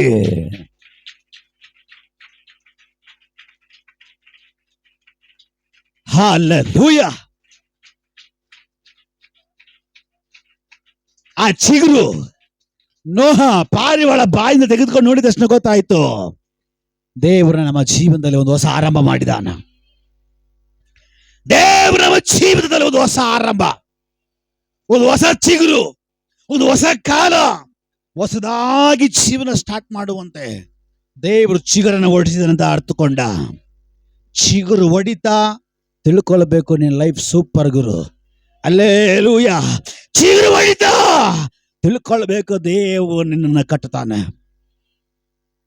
ದೇವರು ನಿನ್ನ ಕಾಯ್ತಾನೆ, ದೇವರು ನಿನ್ನ ಮಾನಿಸ್ತಾನೆ, ದೇವರ ಹಣ್ಣು ಬಿಡುವ ಹಾಗೆ ನೋಡ್ಕೊಳ್ತಾನೆ. ದೇವರ ಗೂಡಾರದಲ್ಲಿ, ದೇವರ ಸಮ್ಮುಖದಲ್ಲಿ, ದೇವರ ಮಹಿಮೆಯಲ್ಲಿ, ದೇವರ ಕೃಪೆಯಲ್ಲಿ, ದೇವರ ಅನ್ಯೂನತೆಯಲ್ಲಿ, ದೇವರ ವಾಕ್ಯದ ಒಳಗಡೆ ಒಂದು ಚಿಗುರು ಹೊಡೆದಿದ್ರೆ ಅದರ ಜವಾಬ್ದಾರಿ ದೇವರದೇ. ಎಲ್ಲಿವರೆಗೂ ಅದರ ಮರದಲ್ಲಿ, ಅದರ ಚಿಗುರಿನಲ್ಲಿ ಹಣ್ಣು ಬೀಳೋವರೆಗೂ ಅವನು ಕಾಯುವಂತ ದೇವರು. ಚಿಗುರು ನೋಡಿದ ತಕ್ಷಣ ಬಿಟ್ಟೋಗೋ ದೇವರಲ್ಲ. ಚಿಗುರು ನೋಡಿದ ತಕ್ಷಣ ಇದು ಇಷ್ಟೇ ಅಂತೇಳಿ ಬಿಟ್ಟೋಗೋ ದೇವರಲ್ಲ. ಆ ಚಿಗುರಲ್ಲಿ ಮೊಗ್ಗೆ ಬಂದು ಮೊಗ್ಗೆ ಹೂವಾಗಿ ಹೂವು ಅರಳಿ ಆ ಹೂವಲ್ಲಿ ಹಣ್ಣು ಬಿಟ್ಟು ಆ ಹಣ್ಣು ಯಾರಿಗೆ ಪ್ರಯೋಜನ ಆಗಬೇಕೋ ಅಲ್ಲಿವರೆಗೂ ಕಾಯುವಂಥದ್ದು, ನೋಡುವಂಥದ್ದು, ಆ ಜವಾಬ್ದಾರಿಯಿಂದ ನಿಭಾಯಿಸ್ಕೊಂಡು ನಡೆಸುವುದು ಎಲ್ಲವೂ ದೇವರದೇ ಆಗಿರ್ತದೆ, ದೇವರದೇ ಆಗಿರ್ತದೆ. ಅದಕ್ಕೆ ನೀನು ಎಲ್ಲಿರ್ಬೇಕು? ದೇವರ ವಾಕ್ಯದಲ್ಲಿರಬೇಕು, ದೇವರ ಮಾತಲ್ಲಿರಬೇಕು, ದೇವರ ಪರಿಶುದ್ಧತೆಯಲ್ಲಿರಬೇಕು. ದೇವರು ಹೇಳಿದಂತೆ ನಿಲ್ಲು, ಮಿಕ್ಕಿದಲ್ಲ ಅವ್ನು ನೋಡ್ಕೊಂತಾನೆ. ಯಾವ ಶಕ್ತಿನ ಮುಟ್ಟಕ್ಕಾಗಲ್ಲ. ವಿಶೇಷವಾಗಿ ಚಿಗುರು ಅಂತ ಹೇಳುವಾಗ, ದೇವರ ಸಮ್ಮುಖದಲ್ಲಿ ಚಿಗುರು ಅಂತ ಹೇಳುವಾಗ ಅದು ಅಭಿಷೇಕವಾಗಿದೆ, ಅದು ಕೃಪಾವರಗಳಾಗಿದೆ. ಈಗ ಸಡನ್ ಆಗಿ ರೋಗ ಸೌಖ್ಯ ವರ ಬರಲ್ಲ, ಈಗ ಸಡನ್ ಆಗಿ ಹೀಲಿಂಗ್ ವರ ಬರಲ್ಲ, ಈಗ ಸಡನ್ ಆಗಿ ಪ್ರವಾದನೆ ಬರಲ್ಲ, ಸಡನ್ ಆಗಿ ದೇವಗಳು ಬಿಟ್ಟು ಓಡೋಗಲ್ಲ. ಈಗ ಈ ರೋಗ ಸೌಖ್ಯ ವರ ಅದು ಚಿಗುರು ಬಿಟ್ಟು ಮುಗ್ಗಾಗಿ ಹೂವಾಗಿ ಅದಣ್ಣಾಗಿ ಹೊರಗಡೆ ಪ್ರಕಟ ಆಗಬೇಕಾದ್ರೆ ಅಭಿಷೇಕದ ಮೇಲೆ ಅಭಿಷೇಕ, ಅಭಿಷೇಕದ ಮೇಲೆ ಅಭಿಷೇಕ ಬರ್ತಾ ಬರ್ತಾ ಬರ್ತಾ ಜೋಡಣೆ ಆಗುತ್ತೆ. ಆ ಅಭಿಷೇಕ ಕಾಪಾಡ್ಕೊಂಡು ಹೇಗೆ ಈ ಸರ್ಪ ವಿಷ ನೋಡಿದ್ದೀರಾ? ಈ ಯಾವ ಸರ್ಪ ಅದರ ಲೈಫ್ನಲ್ಲಿ ಒಂದು ದಿನನೂ ವಿಷ ವೇಸ್ಟ್ ಮಾಡದೆ, ವಿಷ ಹೊರಗಡೆ ಕಕ್ಕದೆ, ವಿಷ ಒಬ್ಬರನ್ನ ಕಚ್ಚದೆ ಕಾಪಾಡಿಕೊಳ್ಳಲ್ಪಟ್ಟಂತ ಸರ್ಪ ಹಾವು ಅನೇಕ ವರ್ಷಗಳವರೆಗೂ ಇರ್ತದೋ ಅದು ಇಷ್ಟವರೆಗೂ ಸರ್ಪ ಆಗ್ತದ್ರಿ. ವಯಸ್ಸಾಗುವಾಗ ಎಷ್ಟು ದೊಡ್ಡದಾಗಿರುವಂತ ಸರ್ಪ ಇದ್ರೂ ಕೂಡ ಅದ್ರ ವಿಷ ಕಾಪಾಡಿಕೊಂಡು ವಯಸ್ಸಾಗಿರುವಂತ ಸರ್ಪ ನೋಡ್ರಿ ಒಂದಿಷ್ಟಿರ್ತದೆ. ಇದು ಸಾಮಾನ್ಯವಾಗಿ ಎಲ್ಲ ಕಡೆ ಕಾಣಲ್ಪಡೋಲ್ಲ. ಈ ಸರ್ಪ ರಾತ್ರಿ ಹೊತ್ತು ಮಾತ್ರ ಕಾಣಲ್ಪಡ್ತದೆ. ಯಾಕಂದ್ರೆ ಈ ವಯಸ್ಸಾಗಿರುವಂತ ಈ ಸರ್ಪ, ಹಳೇ ಸರ್ಪಕ್ಕೆ, ತುಂಬಾ ವಯಸ್ಸಾಗಿರೋ ಸರ್ಪಕ್ಕೆ ಕಣ್ಣು ಕಾಣಲ್ಲ. ಹಂಗಂತ ಹೇಳ್ಬಿಟ್ಟು ಅದು ಆಹಾರ ತಿಂದೇ ಇರಲ್ಲ, ಆಹಾರ ತಿನ್ಬೇಕು. ಈಗ ಆಹಾರ ತಿನ್ಬೇಕಾದ್ರೆ ಯಾರು ಹಿಡ್ಕೊಂಡ್ ಕೊಡಗಲ್ಲ, ಅದೇ ಬೇಟೆ ಆಡಬೇಕು. ಇದೇನು ಮಾಡ್ತಾರೆ, ರಾತ್ರಿಯ ಜಾವಗಳಲ್ಲಿ ಹೊರಗಡೆ ಎಲ್ಲರೂ ಮಲಗಿರುವಾಗ ಹೊರಗಡೆ ಬಂದು ಅದರ ಒಳಗಡೆ ಒಂದು ವಜ್ರ ಇರ್ತದೆ, ಗೊತ್ತಾ? ವಜ್ರ. ಈ ವಜ್ರ ಆಗೋದು ಹೆಂಗೆ? ವಜ್ರ ಮನೆ ಗೇಟ್ ಹೋದ್ರೆ ಆಗ್ತದಾ? ವಜ್ರ ಆಗೋದು ಹೆಂಗೆ? ಈ ಸರ್ಪ ವಿಷ ಒಂದು ಚೂರು ವೇಸ್ಟ್ ಮಾಡಿದಿರಾ, ಯಾರನ್ನ ಕಚ್ಚಿದಿರಾ, ಆ ವಿಷ ಹಾಗೇ ಇಟ್ಕೊಂಡು ಆ ವಿಷ ಏನಾಗುತ್ತೆ, ವಜ್ರವಾಗಿ ಮಾರ್ಪಡುತ್ತೆ. ಆವಾಗ ಈ ವಜ್ರವನ್ನು ಏನು ಮಾಡುತ್ತೆ, ರಾತ್ರಿ ಒಂದು ಹೊತ್ತಲ್ಲಿ ಬಂದು ಕಕ್ಕುತ್ತೆ. ಕಕ್ಕುವಾಗ ಅಷ್ಟಕ್ಕೂ ಬೆಳಕೊಡಿಯುತ್ತೆ. ಅದ್ರ ಕಣ್ಣು ಕಾಣುವ ಹಾಗೆ, ಆ ವಜ್ರದಲ್ಲಿ ಅದ್ರ ಕಣ್ಣು ಕಾಣುವ ಹಾಗೆ ಬೆಳಕೊಡಿಯುತ್ತೆ. ಆ ಬೆಳಕಿನಲ್ಲಿ ಇಲಿ ಆಗಲಿ ಏನೇ ಓಡಾಡ್ರೆ ಪಟ್ಟ ಹಿಡಿದ್ಬಿಟ್ಟು ಬೇಟೆ ಆಡಿ ತಿಂದ್ಬಿಟ್ಟು ಮತ್ತೆ ಗಬಕ್ಕ ತಿಂದ್ಬಿಟ್ಟು ಅದು ಎಲ್ಲಿಂದ ಬಂದಿರ್ತದೆ ಅಲ್ಲಿ ಹೋಗ್ಬಿಡ್ತದೆ. ಏಕಂ ವಜ್ರ ಆಗಲ್ಲ. ಅದು ಹೋಗ್ತಾ ಅದು ಕಾಪಾಡ್ಕೊಂಡು ವಿಷ ವೇಸ್ಟ್ ಮಾಡಿದ್ರೆ ಕಾಪಾಡ್ಕೊಂಡು ಅದು ವಜ್ರವಾಗಿ ಮಾರಪಡುತ್ತದೆ. ಸಡಲ ಕೃಪವರ ಬರಲ್ಲ. ಅಭಿಷೇಕ ಹೊಂದ್ಕೊಂಡು ಅಭಿಷೇಕ ಕಾಪಾಡ್ಕೊಂಡು ಅದು ಹಾಗೇ ಕೃಪವರಕ್ಕೆ ಡೈವರ್ಷನ್ ಆಗುತ್ತೆ, ಬದಲಾಗುತ್ತೆ. ಇವತ್ತು ರೋಗ ಸೌಖ್ಯವರ, ಇಷ್ಟು ರೋಗ ಸೌಖ್ಯವರ, ದೇವ ಬಿಡಿಸೋವರ, ಪ್ರಸಂಗಿಸೋವರ, ಇದೆಲ್ಲ ಹೊಂದ್ಕೊಬೇಕಾದ್ರೆ ತುಂಬಾ ಹರಸಾಹಸ ಮಾಡಿದ್ವಿ ನಾವು, ತುಂಬಾ ಪರಿಶುದ್ಧತೆ ಕಾಪಾಡ್ಕೊಂಡಿದ್ವಿ ನಾವು. ಮೊಣಕಾಲುಗಳೆಲ್ಲ ಸೌದೋಗಿದೆ. ಇವತ್ತು ಮೊಣಕಾಲಾಗಕ್ಕಾಗಲ್ಲ, ಅಷ್ಟರ ಮಟ್ಟಿಗೆ ಮೊಣಕಾಲಾಗಿ ಪ್ರಾರ್ಥನೆ ಮಾಡಿದ್ವಿ. ಅದೆಲ್ಲ ಕೃಪೆ ನಿಮಿತ್ತ ದೇವರು ಇವತ್ತು ನಮ್ಮನ್ನು ನಡೆಸ್ತಾ ಇರಬಹುದು. ಕೃಪಾವರಗಳು ಸುಮ್ಮನೆ ಬರಲ್ಲ, ಅಭಿಷೇಕ ಸುಮ್ಮನೆ ಬರಲ್ಲ, ಅಧಿಕಾರದ ಸೇವೆ ಸುಮ್ಮನೆ ಬರಲ್ಲ. ನಾವು ಕಾದ್ಕೊಳ್ಬೇಕು. ದೇವರು ಸನ್ನಿಧಾನಕ್ಕೆ ಬಂದಿದ್ದ ದೇವರು ಯಾವ ಮನುಷ್ಯನನ್ನು ಒಪ್ಪಿಕೊಳ್ತಾನೋ ಆ ಮನುಷ್ಯನ ಮಾಡ್ತಾರೆ, ಪಟ್ಟಣದಲ್ಲಿ ಅಭಿಷೇಕ ಮಾಡ್ತಾರೆ. ಅರ್ಥ ಆಗ್ತಾ ಇದೆಯಾ? ದೇವರ ಸನ್ನಿಧಾನಕ್ಕೆ ನಾವು ಬಂದ್ವಿ, ನೀರಿನಲ್ಲಿ ಮುಳುಗಿ ತಂದೆ ಮಗ ಪರಿಶುದ್ಧ ಆತ್ಮನ ಹೆಸರಲ್ಲಿ ನೀರಿನಲ್ಲಿ ಮುಳುಗಿ ದೀಕ್ಷೆ ತಗೊಂಡ್ವಿ. ದೀಕ್ಷೆ ತಗೊಂಡ ಮೇಲೆ ಪರಿಶುದ್ಧವಾಗಿ ನಡ್ಕೊಂಡು ಹೋಗ್ತದೆ. ದೇವರಿಗೆ ಇಷ್ಟ ಆಯ್ತು. ದೇವರಿಗೆ ಇಷ್ಟ ಆದ್ಮೇಲೆ ದೇವರು ಏನ್ ಮಾಡ್ತಾರೆ ಗೊತ್ತಾ, ನಮ್ಮನ್ನ ಅಭಿಷೇಕ ಮಾಡ್ತಾರೆ. ಅಭಿಷೇಕ ಮಾಡಿದ್ಮೇಲೆ ದೇವರ ಆತ್ಮ ನಮ್ಮ ಒಳಗಡೆ ಬಂದಾಯ್ತು. ಅರ್ಥ ಮಾಡ್ಕೊಳ್ರಿ, ಅಭಿಷೇಕ ಬಂದ ಮೇಲೆ, ನಿಜವಾದ ಯಥಾರ್ಥವಾದ ಪರಲೋಕದ ದೇವರ ಅಭಿಷೇಕ ಬಂದ ಮೇಲೆ ನನ್ನ ಒಳಗಡೆ ಪರಿಶುದ್ಧಾತ್ಮ ಬಂದಾಯ್ತು. ಯಾರ ಒಳಗಡೆ ಪರಿಶುದ್ಧಾತ್ಮನ ಅಭಿಷೇಕ ಬಂದಿದೆಯೋ ಆ ವ್ಯಕ್ತಿ ಮಹತ್ವವಾಗಿ ಚೇಂಜ್ ಆಗ್ತಾನೆ. ಚೇಂಜ್ ಆಗಿರುವ ಕಾರ್ಯವನ್ನ ಭದ್ರವಾಗಿ ಕಾಪಾಡ್ಕೊಳ್ತಾನೋ ಅವಾಗ ತಿಳ್ಕೊಳ್ಬೇಕು, ಆ ಅಭಿಷೇಕ ಬಂದಿದ ತಕ್ಷಣವೇ ಇವನಲ್ಲಿ ಒಂದು ಚಿಗುರು ಬಂದಿದೆ. ಅರ್ಥ ಆಗ್ತಾ ಇದೆಯಾ? ಅಭಿಷೇಕ ಬಂದು ಬಿದ್ದಿದ ತಕ್ಷಣವೇ ದೇವರು ಮೆಚ್ಚಿದ ಕೋಲ ಮೇಲೆ ಒಂದು ಚಿಗುರು. ಹಲ್ಲೆಲೂಯಾ. ಸುಮ್ಮನೆ ಚಿಗುರು ಬರ್ಲಿಕ್ಕೆ ಸಾಧ್ಯವಿಲ್ಲ. ಸೇವೆಯಲ್ಲಿ, ದೇವರ ಕೃಪೆಯಲ್ಲಿ, ದೇವರ ಆತ್ಮಿಕ ಮಂಡಲಗಳಲ್ಲಿ ಒಂದು ಚಿಗುರು ಬರಬೇಕಾದ್ರೆ ದೇವರ ಅಭಿಷೇಕ ಬೇಕು. ದೇವರ ಅಭಿಷೇಕ ಬಂದಿದ ತಕ್ಷಣ ನನ್ನಲ್ಲಿ ಒಂದು, ನಿಮ್ಮಲ್ಲಿ ಒಂದು ಚಿಗುರು. ಈ ಚಿಗುರು ಬರೋಕ್ಕಿಂತ ಮುಂಚೆ, ಈ ಅಭಿಷೇಕ ಬರೋಕ್ಕಿಂತ ಮುಂಚೆ ಈ ಕೋಲು ಒಣಗಿ ಹೋಗಿತ್ತು, ಯಾರಿಗೂ ಬೇಡವಾಗಿತ್ತು, ವ್ಯರ್ಥವಾಗಿ ಮೂಲಲ್ಲಿ ಬಿದ್ದಿತ್ತು. ಬಟ್ ಒಂದು ಸಮಯ ಬರುವಾಗ ಈ ಕೋಲ್ ಮೇಲೆ ಒಂದು ಹೆಸರು. ಯಾವ ಹೆಸರು?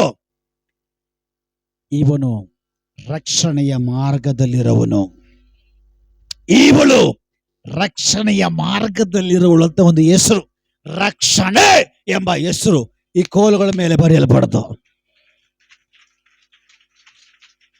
ಈ ಕೋಲುಗಳ ಮೇಲೆ ರಕ್ಷಣೆ ಎಂಬ ಹೆಸರು ಬರೆಯಲ್ಪಟ್ಟಾದ ಮೇಲೆ ಈ ಕೋಲು ಇವಾಗ ಹೊರಗಡೆ ಇಲ್ಲ, ದೇವರ ಗೂಡಾರದ ಒಳಗಡೆ. ಯಾವಾಗೆಲ್ಲ ಪ್ರಾರ್ಥನೆ ಇರ್ತದೋ, ಯಾವಾಗೆಲ್ಲ ಉಪವಾಸ ಇರ್ತದೋ, ಅವಾಗೆಲ್ಲ ಈ ಕೋಲು ಗೂಡಾರಿಗೆ ಬಂದು ಬಂದು ಬಂದು ಬಂದು ದೇವರು ನೋಡಿದ್ರು, ದೇವರು ಮೆಚ್ಚಿದನು. ಈ ಕೋಲ್ ದೇವ್ರಿಗೆ ಇಷ್ಟ ಆಯ್ತು. ದೇವರೇನು ಮಾಡಿದ್ರು, ಇಷ್ಟ ಆಗಿದ ತಕ್ಷಣವೇ ದೇವರು ನಮ್ಮನ್ನು ಅಭಿಷೇಕ ಮಾಡ್ದ.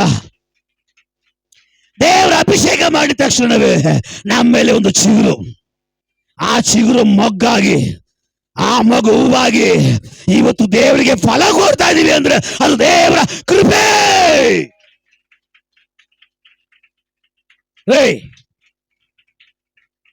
ಎಲ್ಲೋ ಒಂದು ಮೂಲೆಯಲ್ಲಿದ್ದ ನನ್ನನ್ನ, ಯಾವುದೋ ಒಂದು ಜಾಗದಲ್ಲಿದ್ದ ನನ್ನನ್ನ ದೇವರು ಇಷ್ಟಪಟ್ಟು ಆರಿಸಿಕೊಂಡು ಅವನು ಗೂಢಾರದಲ್ಲಿಟ್ಟು ಅಭಿಷೇಕ ಮಾಡಿ ಒಂದು ಚಿಗುರು ಹೊಡೆಯುವಂತೆ ಮಾಡಿದ್ರು. ಆ ಚಿಗುರು ಮೊಗ್ಗಾಗಿ ಮಗು ಹೂವಾಗಿ ಇವತ್ತು ಇಷ್ಟು ಜನ ಫಲಗಳನ್ನು ಹೊಂದುವಂತೆ ಮಾಡಿದ. Hallelujah, hallelujah. ನಂದಿನಿ ದೀಕ್ಷಾಸ್ಥಾನ ತಗೊಂತು, ಸವಿತಾ ಶಿಷ್ಟು ದೀಕ್ಷಾಸ್ಥಾನ ತಗೊಂತು, ಸರಿತಾ ಶಿಷ್ಟು ದೀಕ್ಷಾಸ್ಥಾನ, ಪ್ರೇಮ ದೀಕ್ಷಾಸ್ಥಾನ, ಶಿಲ್ಪ ಶಿಷ್ಟು ದೀಕ್ಷಾಸ್ಥಾನ, ಮತ್ತೆ ನಮ್ಮ ಕುಮಾರಿ ಶಿಷ್ಟು ದೀಕ್ಷಾಸ್ಥಾನ, ಲಕ್ಷ್ಮಿ ಕರಡಿಗುಡ್ಡೆ ಲಕ್ಷ್ಮಿ ಶಿಷ್ಟು ದೀಕ್ಷಾಸ್ಥಾನ, ಧನಲಕ್ಷ್ಮಿ ಅಮ್ಮವರು, ಆಮೇಲೆ ಅಮ್ಮ మీ పేరు నాగమ్మ, నారాయణమ్మ. హల్లెలూయా. లేచిందరా లేదని చెక్ చేసింది. హల్లెలూయా. నారాయణమ్మವರು ದೀಕ್ಷಾಸ್ಥಾನ, ಅವ್ರ ಮಗ ರಾಜು ದೀಕ್ಷಾಸ್ಥಾನ, ನಮ್ಮ ಮಂಜುಳಾ ಸಿಸ್ಟ್ರು, ಮಮತಾ ತಿಮ್ಮಮ್ಮ ಸಿಸ್ಟ್ರು, ಏನಮ್ಮ ನಲ್ತಮ್ಮವರು, ಪದ್ಮ ಸಿಸ್ಟ್ರು, ನೆಕ್ಸ್ಟ್ ಅಜ್ಜಿ ರೆಡಿ ಆಗ್ತಾ ಇದೆ, ಗೌರಮ್ಮ ಸಿಸ್ಟ್ರು, ರಾಬರ್ಟ್, ನವೀನ, ಎಷ್ಟು ಜನ. ಇದು ಫಲ, ಇದು ಫಲ. ಹಲ್ಲೆಲೂಯಾ. ಇದಕ್ಕೆ ಎಲ್ಲರೂ ಕೈ ಜೋಡಿಸುವಾಗ, ಅದರೊಂದಿಗೆ ದೇವರು ನಮ್ಮ ನಡೆಸುವಾಗ ಈ ಫಲ. ವಾಕ್ಯ ಹೇಳ್ತೆ, ಗಿಡ ನೆಟ್ಟವರೊಬ್ರು, ನೀರು ಹಾಕೋರೊಬ್ರು, ಗೊಬ್ಬರ ಹಾಕೋರೊಬ್ರು, ಬೆಳೆಸೋರೊಬ್ರು. ಈ ಆತ್ಮಗಳು ಯಾರೆಲ್ಲ ರಕ್ಷಣೆ ಹೊಂದೋದಕ್ಕೆ ಯಾರೆಲ್ಲ ಭಾಗಿಗಳಾಗಿದ್ದೀರಿ, ಯಾರೆಲ್ಲ ಸುವಾರ್ತೆ ಹೇಳಿ ಕರ್ಕೊಂಡು ಬಂದು ದೇವ್ರ ಬಗ್ಗೆ ಹೇಳಿ ಇಲ್ಲಿ ಪ್ರೇಯರ್ ಮಾಡಿಸಿ ಬಿಡುಗಡೆ ಹೊಂದ್ಕೊಂಡು ಯಾರೆಲ್ಲ ಭಾಗಿಗಳಾಗಿದ್ರಿ ಅವರೆಲ್ಲರೂ ಫಲ ಕೊಟ್ಟಿರುವಂತವ್ರು ನೀವು. ಹಲ್ಲೆಲೂಯಾ.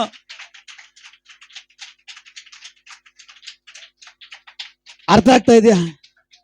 ಈ ರೀತಿ ಫಲ ಕೊಡಬೇಕಾದ್ರೆ, ದೇವರ ಗೂಡಾರದಲ್ಲ ಇದು ಫಲ ಕೊಡಬೇಕಾದ್ರೆ ನೀನ್ ಇರಬೇಕಾಗಿರೋದು ಹೊರಗಡೆ ಅಲ್ಲ, ನೀನ್ ಇರಬೇಕಾಗಿರೋದು ದೇವರ ಗೂಡಾರದ ಒಳಗಡೆ, ದೇವರ ಸನ್ನಿಧಾನದ ಒಳಗಡೆ, ದೇವರ ನಿಯಮದ ಒಳಗಡೆ, ದೇವರ ವಾಕ್ಯದ ಒಳಗಡೆ ನಿನ್ನಲ್ಲಿ ಫಲ ಓಡಿಸುವುದಕ್ಕೆ ಅವನು ಇಷ್ಟಪಡ್ತಾ ಇದ್ದಾನೆ.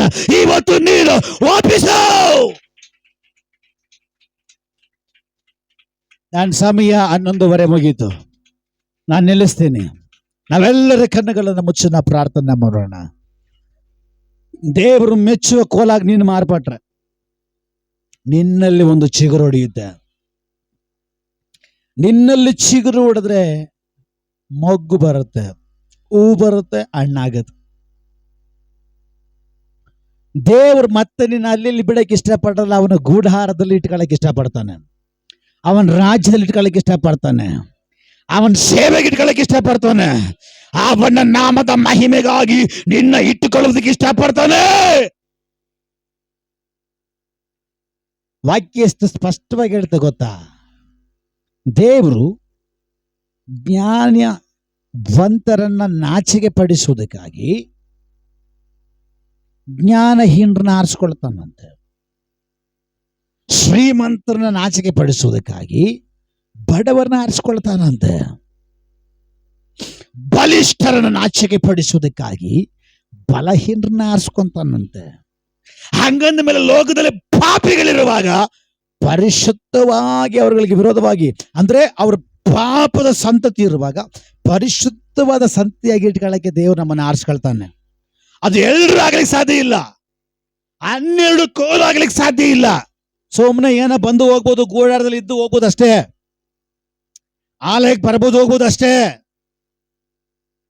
ಯಾವ ಕೋಲು ಚಿಗುರುತ್ತದೋ ಅದೇ ಪರಿಶುದ್ಧ, ಯಾವ ಕೋಲಲ್ಲಿ ಹೂ ಹಣ್ಣು ಬಿಟ್ಟಿರೋದೋ ಅದೇ ದೇವರು ಮೆಚ್ಚಿರುವಂಥದ್ದು, ಅದೇ ಸ್ಥಿರವಾಗಿರುವಂಥದ್ದು, ಅದೇ ದೇವರಲ್ಲಿ ನಡೆಸಲ್ಪಡ್ತಾ ಇರುವಂಥದ್ದು. ಅದು ಎಲ್ಲವನ್ನ ಬಿಟ್ಟು ದೇವರಲ್ಲಿ ನಿಂತಿರುವ ಕೋಲು. ಅದಕ್ಕೆ ದೇವರು ಹೇಳ್ತಾರೆ ಮೋಶೆಗೆ, ಆ 11 ಕೋಲು ನನಗೆ ಅವಶ್ಯಕತೆ ಇಲ್ಲ, ಅವರಿಗೆ ಕೊಡ್ಬಿಡು. ಆದ್ರೆ ಆ ಚಿಗುರು ಬಿಟ್ಟಿರೋ ಕೋಲಿದೆಯಲ್ಲ, ಅದು ನಾನು ಮೆಚ್ಚಿದ್ದೇನೆ. ಆ ಚಿಗುರು ಬಿಟ್ಟಿರೋ ಕೋಲ್ ನಾನು ಇಷ್ಟಪಟ್ಟಿದ್ದೇನೆ. ಆ ಕೋಲ್ ಈಚೆ ಇರಬಾರ್ದು, ಆ ಕೋಲ್ ನನ್ನ ಗೂಡಾರದ ಒಳಗಡೆ ಇರಬೇಕು. ನೀನು ಗೂಡಾರದ ಆಚೆಗಡೆ ಇರಕ್ಕೆ ಇಷ್ಟಪಡ್ತೀಯಾ, ಗೂಡಾರದ ಒಳಗಡೆ ಇರಕ್ಕೆ ಇಷ್ಟಪಡ್ತೀಯಾ? ಗೂಡಾರದ ಒಳಗಡೆ ನೀನು ಇರಬೇಕಾದ್ರೆ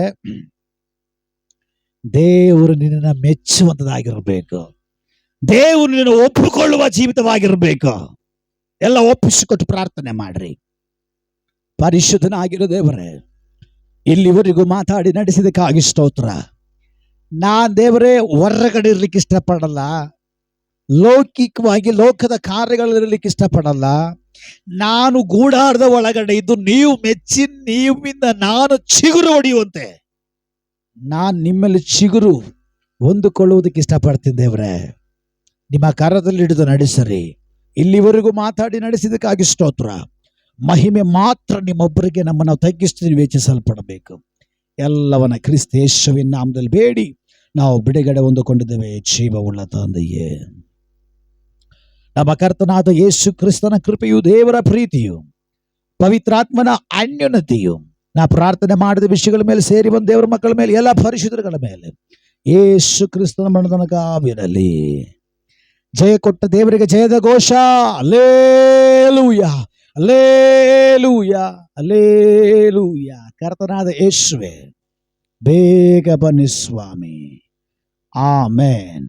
ಗಾಡ್ ಬ್ಲೆಸ್ ಯು. ದೇವರು ಶಾಂತ ಮುಖದಿಂದ ನಿಮ್ಮನ್ನು ನೋಡಲಿ, ದೇವರ ಪ್ರಕಾಶ ನಿಮ್ಮ ಮೇಲೆ ಬೀಳಲಿ, ದೇವರ ಆಶೀರ್ವಾದ ನಿಮಗುಂಟಾಗಲಿ. God bless you.